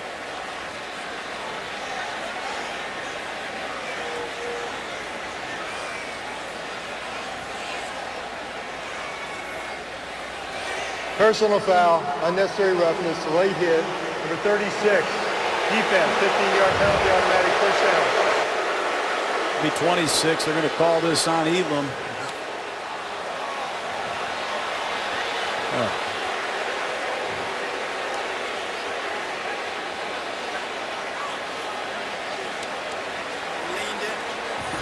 He leaned into him, there's no question. Hey, I've seen worse. Sets up Carolina with a first down, and there have been a couple of those calls tonight that I'm sure will be scrutinized after the game. Well, it's a combination of preseason. They're going to set a tone of what's going to be called during the regular season, and the increased understanding the players have to have that nothing will be tolerated, even though it was a light hit, relatively speaking. Arthur Jones, the penetration, and a nice play by Jones to knock down Torin Poole.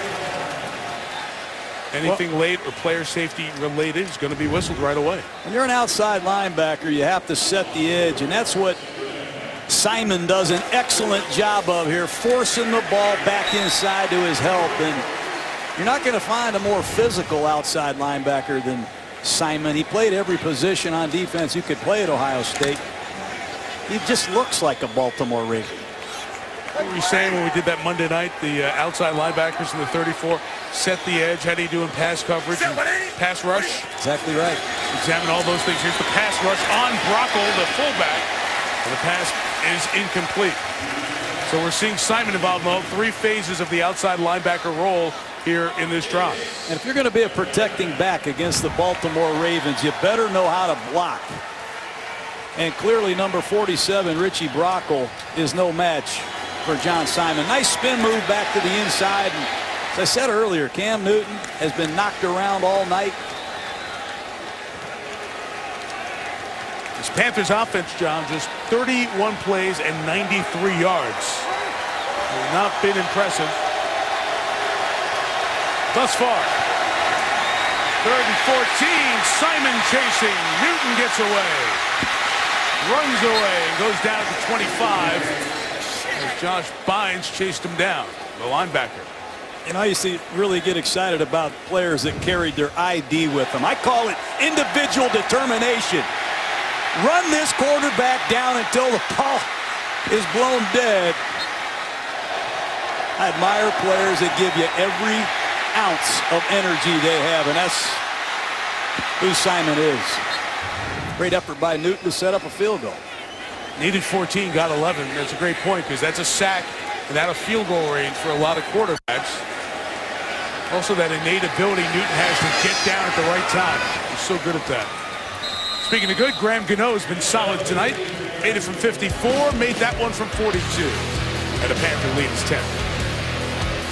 There's the Ravens, the NFL, celebrating USA Football Month, recognizing nearly 2,800 youth football leagues, 90,000 coaches, 600,000 youth football players. They've signed up. They're all participating in this heads-up football idea, which is trying to make the game better and safer, certified ways to tackle and teaching how to tackle. USAFootball.com. You'll be certified today if your child's coach is not yet heads-up certified. It's a great program the NFL is doing and keep the game as safe as possible for the youngsters and let them be involved in football as well as we go forward. Future All-Pros getting started.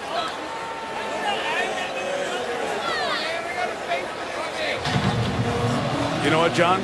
There are just dawned on me. There are a bunch of high school kids who are probably watching tonight because several states get their high school football started tomorrow, and they're watching tonight ready to get on the field. For some of them, for the first time ever in their varsity football games. One of the most exciting days of the year. Yeah, right? But some of these coaches are doing bed check with some of these guys. That's what I had. Well, good luck to all those teams and all those youngsters as well. Joe Flacco's night is done. The Super Bowl MVP is backed up by Tyrod Taylor. 3 years now out of Virginia Tech, and extraordinarily successful for the great Frank Beamer, and that program in Blacksburg was the ACC Player of the Year when he finished his college days. Played in 10 games here in the league, really played a significant amount of time in the game at the end of the regular season against Cincinnati last year. And from the 20, Taylor shows his speed to the sideline and gains a couple of yards. So, John, where are we in the progression of Tyrod Taylor from big-armed athlete to pro quarterback? Well, he's stronger. He's matured physically in the last couple years. You're going to see the offense change a little bit when he's in the game. You're going to see more read options, quarterback running type plays. And he's got to take advantage of every snap and continue to build his resume. Second and 9, that slant caught by Laquan Williams, Maryland Terp. It was college days, first down at the 32. Everybody talks about the Philadelphia Eagles, the no-huddle offense. We haven't done a game this summer and in some time where we haven't seen a no-huddle offense, multiple formations, and the threat of the quarterback running. The game is changing fast.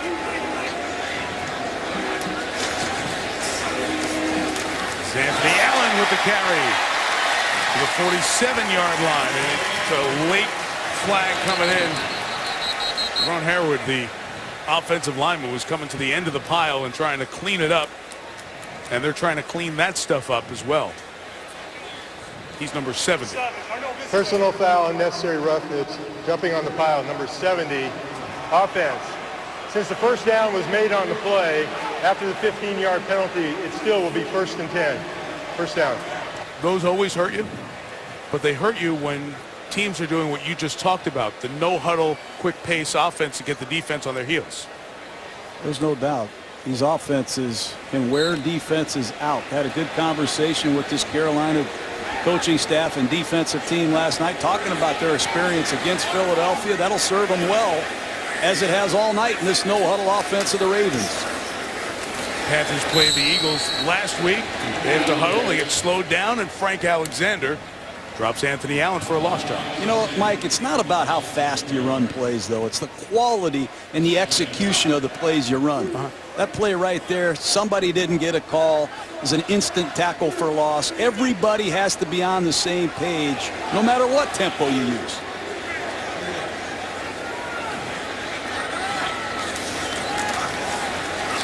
Tyrod Taylor, 2nd and 13, and picked off. DJ Moore.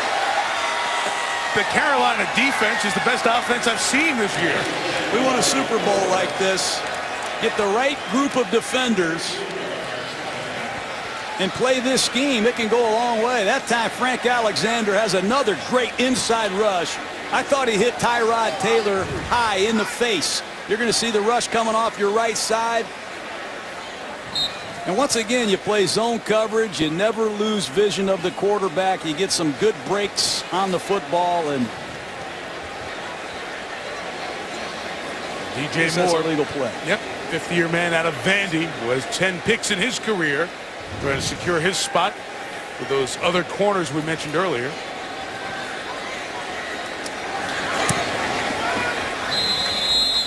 Drayton Florence, Thomas Davis, and now DJ Moore have defensive touchdowns. Adds to that Ted Ginn's punt return for touchdown. The Panthers have 28 points on defensive or special team scores here tonight. Coach Rivera's probably saying, let's save some of those.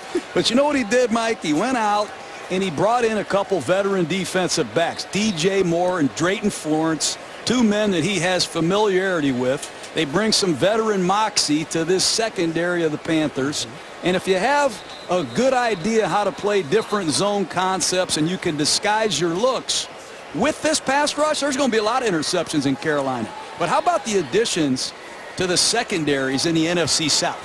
Down in Tampa, they got Golston, they got Darrelle Revis. Yep. New Orleans got Kenny Vaccaro in the first round. Right. Keenan Lewis, a starter from the Pittsburgh Steelers. Atlanta, 1st and 2nd round picks. Trufant, Alford, both defensive backs. Ron Rivera goes out and gets a couple moxie old veteran guys that come in here and sharpen this young secondary skills. What a performance. Look how much fun they're having. That stuff's contagious. Let me tell you, I know it's a preseason game. Playmaking is contagious. And Coach McDermott, deep down, he's thrilled. Sean McDermott, his 3rd year here after a dozen years in Philadelphia. Last 2 years of those defensive coordinator after Jim Johnson, great Jim Johnson, defensive coordinator, passed away.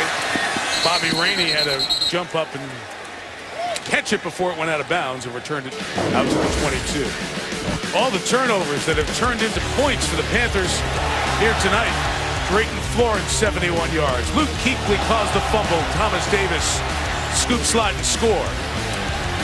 Kuechly with the interception as the Ravens were knocking on the door. And then the moment ago, pick 6 for DJ Moore. And Teddy Ginn had a middle first quarter punt return on top of that. And it's 34-17.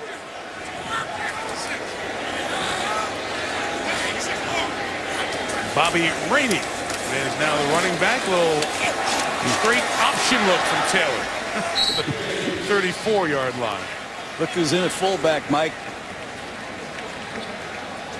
Kyle Juszczyk from Harvard. Juszczyk, number 40. Little arc release. He kicks out the corner and a speed option from Tyrod Taylor. Promise you won't see Flacco do that one.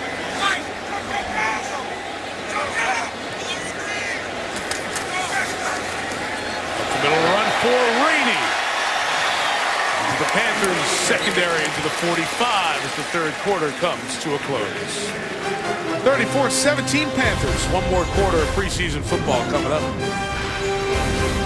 Mike John, Lisa Salters on the sideline. Fourth quarter about to begin. John, one more preseason game after this. In about 9 days, something around 800 or 900 players are going to get released and cut. And teams have to figure out, how am I going from 90 that I'm allowed to have to 53? Here's an idea of where it begins and trying to sort it all out. Well, if you look at the Ravens, what they did last year, each position you keep X amount of players. So 4 running backs, 6 receivers, 3 tight ends. All these numbers have to add up to 53. Now, there's scouts from Seattle. Every team in the league is represented here tonight. They're only allowed to keep 53, so they know possibly the Ravens are going to let go one of these outstanding defensive linemen. We're either going to claim him when he gets released or we're going to trade for him. But a lot remains to be decided with this Raven team. Not who the starters are, but who makes the team. Some of these players are being hid tonight. They're not playing because they're trying to get them through on the practice squad. Those numbers 7, 8, and 11 with D linemen, linebackers, and DBs. Just keep those in mind. That's the Ravens math. As we watch Rainey with the carry. He's about 5 yards shy of the first down. It'll be second down coming up. And I said that because, John, Baltimore's a 3-4 team. Carolina's a 4-3 team. So their number count as they get to 53 will be a little different, especially where I was talking with D linemen, backers, and DBs. Well, the 4-3 teams always keep more defensive linemen. This is a negotiable number around the league. So many teams are starting with nickel and dime defenses. That number is going all the way up to 11 and 12 on some teams, Mike. So this is an adjustable number every year. As the game changes, your roster has to change. You think this is negotiable with teams now? No question. And special teams will be the deciding factor. The 5th and 6th wideout have to play special teams. If you're a running back, a tight end, or a defensive back or linebacker, you have to be a 4-way special teamer to have a great chance to make it. Taylor from the 34 gives again to Rainey, who runs just inside the 30-yard line. Now, Anthony Allen, who we saw earlier, and Bobby Rainey, they were battling for a spot along with Damian Berry as the running backs behind Ray Rice and Bernard Pierce if the Ravens kept a third running back. And then yesterday they find out that the Ravens make the trade with the Indianapolis Colts and bring in DeLon Carter from Indianapolis. He's not playing here tonight. Will likely play the final preseason game. Taylor's pass complete to Millette. Tackled at the 20-yard line. Now you get a guy like DeLon Carter, who's a good back, 3rd leading rusher at Syracuse, by the way, all time. He's a good back in short yardage, and Jim Caldwell knows him well because the offensive coordinator now for Ozzie Newsome's team had him in his Indianapolis days. So there's familiarity. So all of a sudden, there's a guy who the OC knows who's come in. So Rainey and Allen are running with a renewed passion here tonight. Tyrod Taylor is running the pistol read option. And I see Carolina treating him differently. They're going to load the front to the side of the offset back with the intention of, hey, he's coming out that way. Let's try to get some Carolina Panthers to the side of the keep.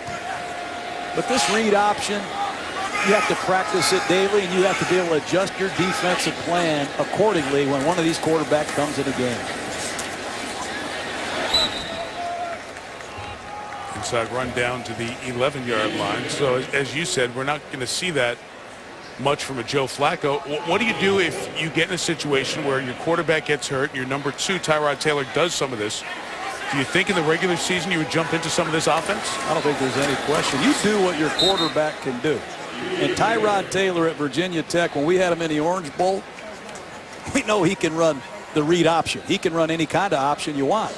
But where this kid has really improved is as a conventional drop back passer. Right. And if you can do a little bit of both, you can be very effective in this league. And that's what they hope is ahead for Tyrod Taylor.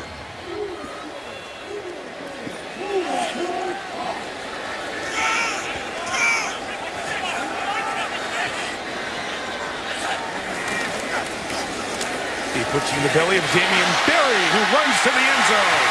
And a touchdown for Berry. Simple stretch play off the right side. Good blocking by the Raven backup offensive lineman, but that's a bad defense by the backups of the Carolina Panthers. It's just going to be zone blocking off the right side. They're going to hand the ball to Berry. And there's a lot of Carolina Panthers that got stuck on blocks. To be a defensive lineman, you have to be sudden. You got to be able to get off blocks, disengage, and make tackles. That time, the young Panther defensive lineman looks sluggish. Damian Berry on the practice squad in 2011, on injured reserve last year with a neck and shoulder injury, gets a touchdown in his fight for a job. ESPN NFL Preseason Special is brought to you by NFL Mobile. NFL Mobile is all new for the 2013 season. Call Star NFL today. Back here in Baltimore, where even though the Ravens will not have the traditional home opener for the Super Bowl champs, they will have a little bit of a party here. Keith Urban will headline the kickoff celebration. It'll be free to the folks here in Baltimore. They'll gather on the Inner Harbor 2 weeks from tonight in advance of the opener against Peyton Manning and the Broncos in Denver. No return on the kickoff. He was the star tonight. He was the Rookie of the Year on defense last year. We'll talk to Luke Kuechly when we continue. You would figure former Raven draft pick Derek Anderson will be the backup quarterback to Cam Newton, but Jimmy Clausen, the former second-round pick out of Notre Dame, who started his whole rookie season here, 10 starts at least back in 2010, has had a very good offseason and has earned a look with the backup. So he's the second quarterback in tonight. And the fourth-year man out of Notre Dame with a good throw to David Geddes. It's complete for the first down. And Lisa Salters is standing by with Luke Kuechly. Hey, Mike, well, Luke was giving me his assessment of the first half. You said, Luke, that you thought the defense was flat until what point? Until Ted Ginn took that first punt back for a touchdown. I think he gave us a good spark. You know, we started kind of flat, like you said, but that gave us a good spark, and we would have played well from there. You guys have put an emphasis on turnovers. You've had 4 tonight as a defense so far. What's the key to getting those takeaways? I think just being around the ball. They stress that big time in practice. If there's ever an incomplete pass, go pick the ball up. If there's a fumble, go pick it up. And we just practice turnovers throughout the week. So it turned out for us this week, and we had a couple last week too. You've been all over the ball tonight. We're going to show our viewers just some of the stuff that you've been doing. And John Beeson described you as just having crazy instincts. Like, how would you describe it? Well, I think one of the things that really helps us is our coaches do a great job of putting a good game plan together for us. By the time the game rolls around, we have a good idea of what's happening. And I think, this game and so far the whole season, D-line's been playing great, and that really helps linebackers out. What did you think about that hit? That hit you had? I don't know. I wasn't able to see it. Everything happens so fast you can't really tell, but we'll see tomorrow when we watch the film. What do you think is the identity of this Panthers defense? We got to play hard, and I think we're forcing a lot of turnovers so far in the preseason. So we got to play aggressive, play fast from the start, and keep going this season. All right, thank you. Good luck this season, Luke. Thank you very much, Mike. Thank you, Lisa. You stop smiling, Drew. You know what? I said, what's your standard operating procedure when the offense breaks the huddle? He says, well, I find a tight end first and I set the front. Then I look for a fullback. I read the backfield set. Then I got to see the line splits. I got to recognize the formation. Then he takes that 45-degree step, and if he's right, it's over. And if he's wrong, he can recover better than anybody I've seen in a while. This is 3rd and 3 for Clausen. With a shot to the side. It was a great throw, but Geddes didn't hang on. It'll be 4th down. Sounds like Kuechly's one of your favorite linebackers that you've watched. You can tell. But, it's a big drop, Mike. I want to change the subject to this third receiver of the Carolina Panthers. We saw LaFell drop one at the end of the first half. That's a game-changing play because it takes time off the clock by Geddes. Carolina just can't find a second and a third receiver, I don't believe, and it's going to haunt them. Think we'll see Ted Ginn play receiver at all for them? You just might, especially after tonight. Ginn is hungry to get an opportunity to do that again in his career. Bobby Rainey has the edge. Hunter trying to force him out. Rainey tight ropes the sidelines and gets it just inside the 25. Damian Barry, the man that just scored the touchdown for the Ravens, makes an impact block on special teams. Watch number 28 on a peel back block, set the edge for Rainey, who gives the Ravens great field position. And we say it all the time, Barry, Rainey, Devontae Carter coming in here. These are all players who are trying to win a job here, and if not here, somewhere. Oh, boy. Read option. Tyrod Taylor, touchdown. Nope, he'll be shy. At the half-yard line, it doesn't matter anyway. There's a flag down on the play. And this one's going to come back.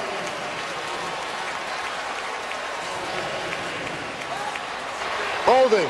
Number 63 offense. 10-yard penalty remains, first down. You got to know who the quarterback is, Mike, and Frank Alexander can't race right up the field. The defensive end and the linebacker to the side of the back have to play the quarterback, and they're reading Alexander, and the linebacker has to fall back. But if both men take the dive and nobody has the quarterback, Tyrod Taylor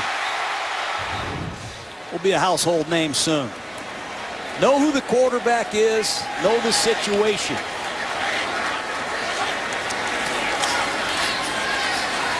Right up the middle with Anthony Allen to the 24-yard line.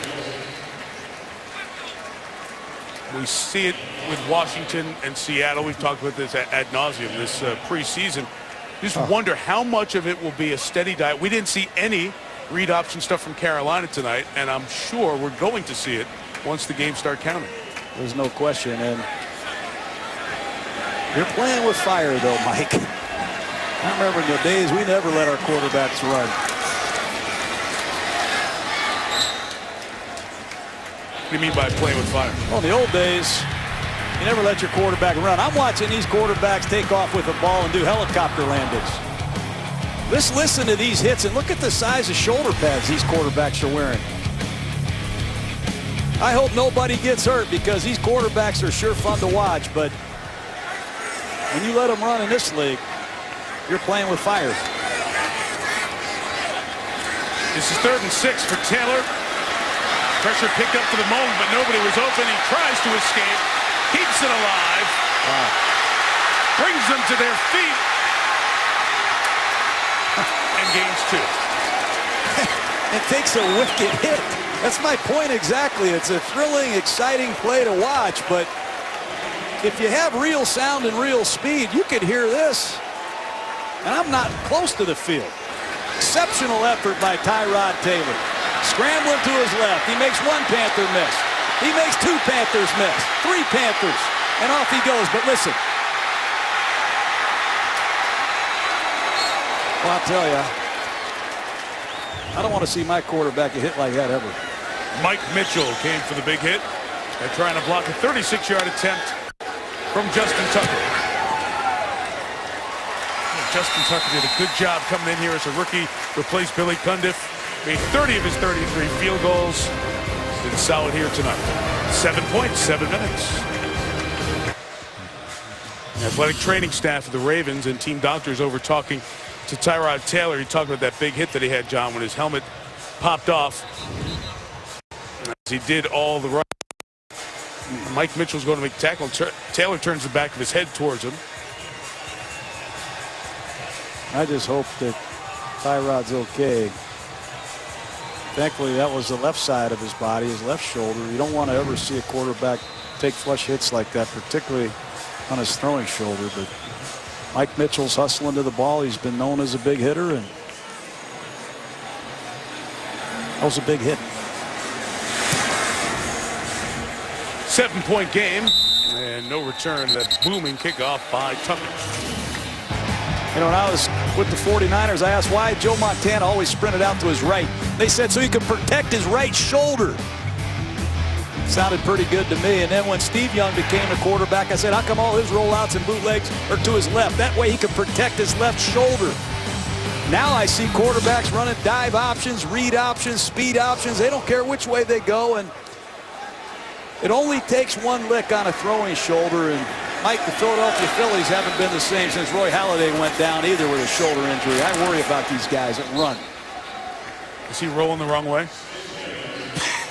Well, but your point's well taken. No, you've got to protect the value, as the flag is down here, of these players as passing threats, because no matter how much of this run stuff we talk about, the home runs and the big plays still involved there at the passing game. Pete Morelli's been busy. This is accepted penalty number 19 of this preseason game.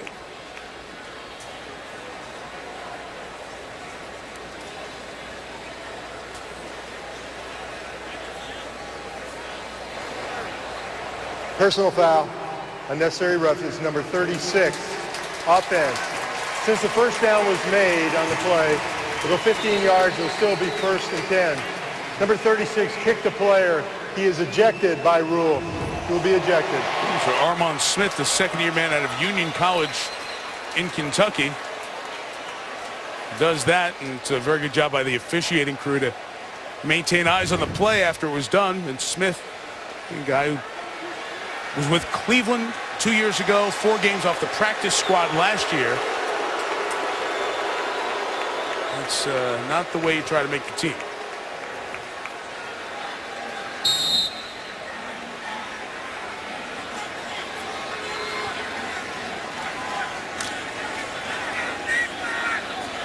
Ron Rivera, player in this league, player on some intense teams with those Bears. The coach Ditka back in the mid-'80s fully understands. 78 offense, 5-yard penalty. Remains 1st down. We need to find the line between the intensity and silly mistakes. Meantime, Tyrod Taylor heading off to the locker room for further examination. Caleb Haney is the 3rd quarterback. And on the other side, Armand Smith.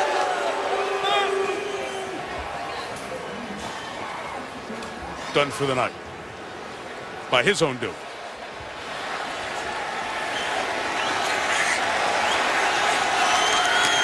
Jimmy Clausen in at quarterback, and here's Torin Poole is back in the game and runs.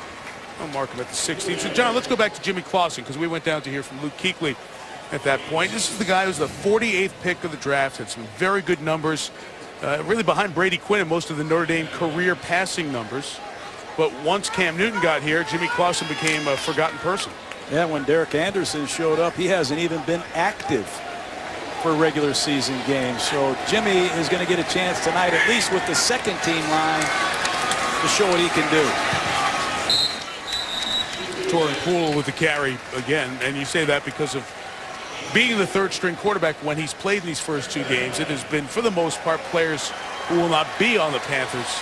Yeah, it's hard to evaluate a quarterback playing with 3rd and 4th team linemen. No disrespect to these linemen, but they haven't had any reps. Sometimes a right tackle hasn't taken a snap in his life at right tackle. You can't audible, you can't evaluate the quarterback, and that's been the case with Clausen in the first 2 preseason games. Let's see if he can set his feet and throw one on 3rd and 5. Interesting prospect, 3rd receiver from the top, 86 tight end Brandon Williams. Clausen throws, and it's intended for Geddes, who was covered. Marker back in the secondary is thrown. Shockey Brown and Geddes. Illegal contact, number 41 defense, 5-yard penalty, automatic, 1st down. And that's Anthony Levine, a safety. I believe he was following Williams, the tight end I mentioned for the Panthers.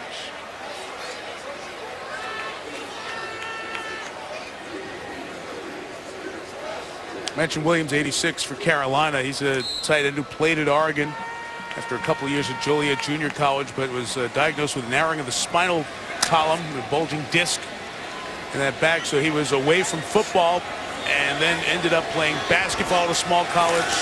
They found him, great physical specimen, impressed in a regional combine situation, and brought in here. The Panthers are excited about his athletic ability.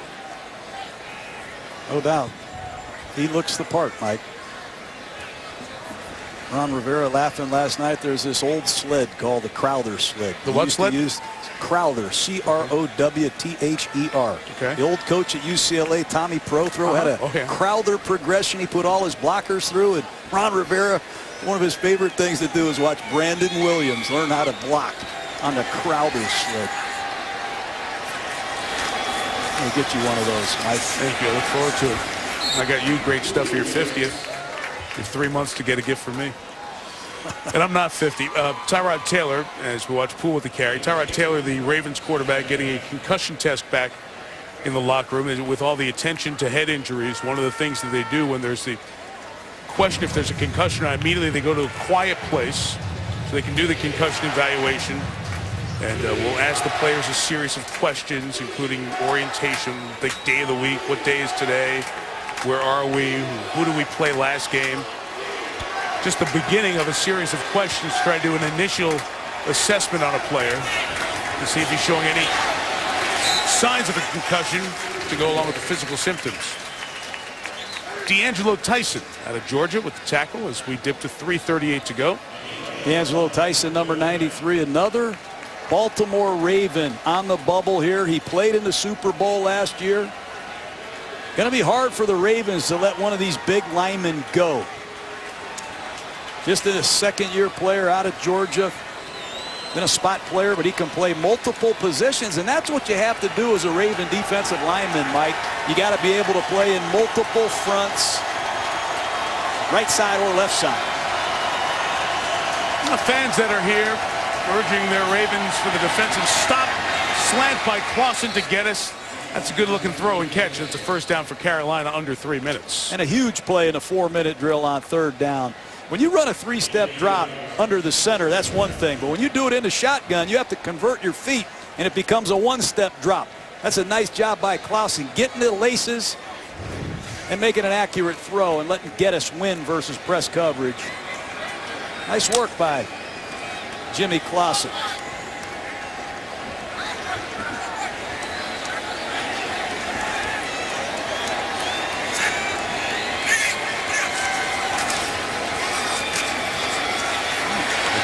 Poole to the left. He's going to gain a yard and a half. And Brandon Williams shows the Crowther sled is paying off, Mike. Timeout taken by Baltimore. Drive block at the point of attack. I like it. 2:17 to go. Mentioned the Ravens open in Denver 2 weeks from tonight. Then they'll get Cleveland and Houston at home here. Four back-to-back games in Buffalo. You see that Mariners hat. Seattle will be the first opponent. Seahawks, obviously, not the Mariners. For the Panthers down in Charlotte. To open the season here in 2.5 weeks. Poole runs, gains a yard and a half, and John Harbaugh will take his second time out. Try to use them all this side of the 2-minute warning. Hey, John Harbaugh, John Gruden, we had a good time. We're sitting there meeting with the coaches the other day. Listening to you and Coach Harbs go back and forth, and it dawned on me, there were only 23 living Super Bowl head coaches, and there were the two of you talking about it, and what it means to, for that moment, realize that you are in the all-time list of NFL coaches forever by winning a Super Bowl. Yeah, it's really hard to believe when you think of that number of people, but Coach Harbaugh is the latest member of that club. Yep. And it never really hit me, ever, until a guy showed up in my office with a golf bag. He wanted me to sign this golf bag where all the Super Bowl winning coaches had signed it. So I'm seeing Hank Stram and Vince Lombardi, John Madden, all these great coaches. I get to sign this golf bag? That's pretty cool. That's right. I wonder if that's on eBay. Well, get online and see if I can find that. You get a Crowther sled on eBay. I'll buy it for you for your 51st birthday. Get back to the cave, man. That was pretty neat. But John Harbaugh, overshadowed by the defensive presence on this team, did a great job with his team to get to the Super Bowl. Poole with the run for the first down. Ravens can only stop it one more time after the 2-minute warning.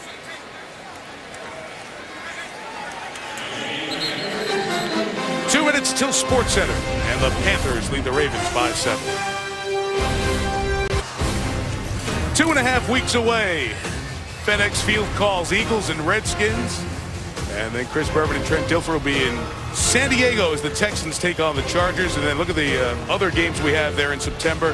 Steelers and the Bengals, a huge developing rivalry there in the AFC North as the Bengals reemerge. We'll see Peyton Manning take on the Raiders out Mile High, and then the Dolphins, and we'll see how their first few games go. Sean Payton back with the Saints, part of the story in this division. We know Atlanta won the division, was at the top of the NFC when all was said and done. There's a three-way tie at 7-9, including the Saints and this Panthers team and the Buccaneers. Jordan Poole just staying in bounds. And a final timeout taken by Baltimore. You have always talked about the NFC South because of market size. It has not been respected nationally as much as, let's say, the NFC East or the North, where those power teams have been for many years. But the in-division games always have some extra spice to them in the South. They sure do, and it's a hard division to figure out. You're in first place one year, you're in last place the next year. Carolina beat Atlanta handily in Charlotte last year, Mike, and they had them beat in Atlanta. If you remember that game, they swept New Orleans, and Tampa Bay swept Carolina. So you can't figure anything out here. Look at that, 3-3. So throw the records out when they play in the NFC South. Young quarterback in Carolina, young quarterback in Tampa, and Breeze and Matt Ryan, two of the best in football. Look out.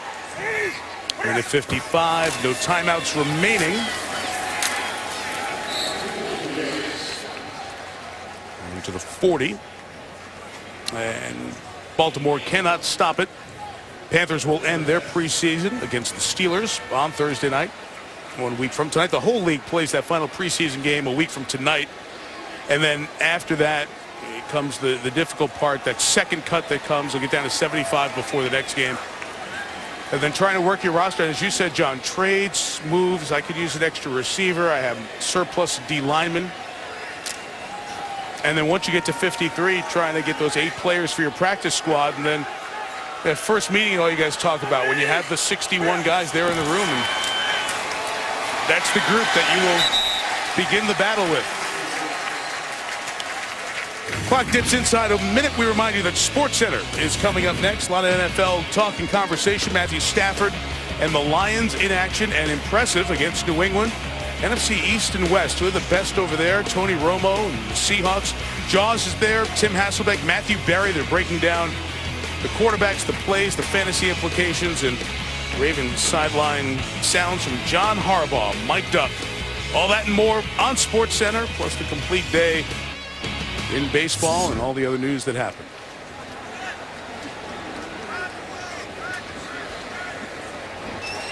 Comes a block. Panthers will take the delay of game here with 26 seconds to go. Delay of game. Offense, 5-yard penalty, remains 4th down. Put a 6'5" wide receiver on one side. Streeter, number 11. Tommy Streeter. See if he can get the corner and lay out with his long arms and block one. Laid off. Jordan Gay quickly gets it away. And on the run, it's taken by Asa Jackson, who had a good kick return last week for the Ravens. And Jackson's brought down to 47, so with 13 seconds left. Wow.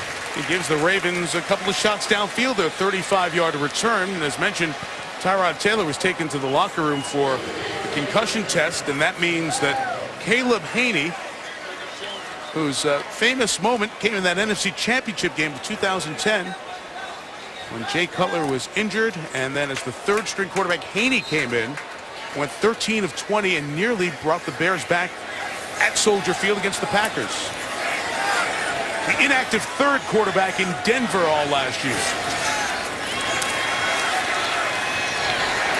Throws to the tight end out of Maryland, Matt Furstenberg. He's out of bounds with 8 seconds left. Smart play. Get an 8 to 10 yard gain. against the prevent defense, get a clock stoppage, and now you're in your zip code. You have a chance to reach the end zone from midfield. Let's see what Haney does. Fight off a few more yards there, intended for Laquan Williams, and now 4 seconds remaining in the game. No choice here but to air one out. It's a play you practice in training camp. It's a situation you want to get on film, your players can all learn from. We had quite a Hail Mary hit last year in Seattle. Mike, you remember that play? Yeah, just a little. As it has been dubbed the Fail Mary by many. Here we are, final play of the game, and Haney loading, throwing, and it is up in the air, and knock it down. Tom Jackson always yells.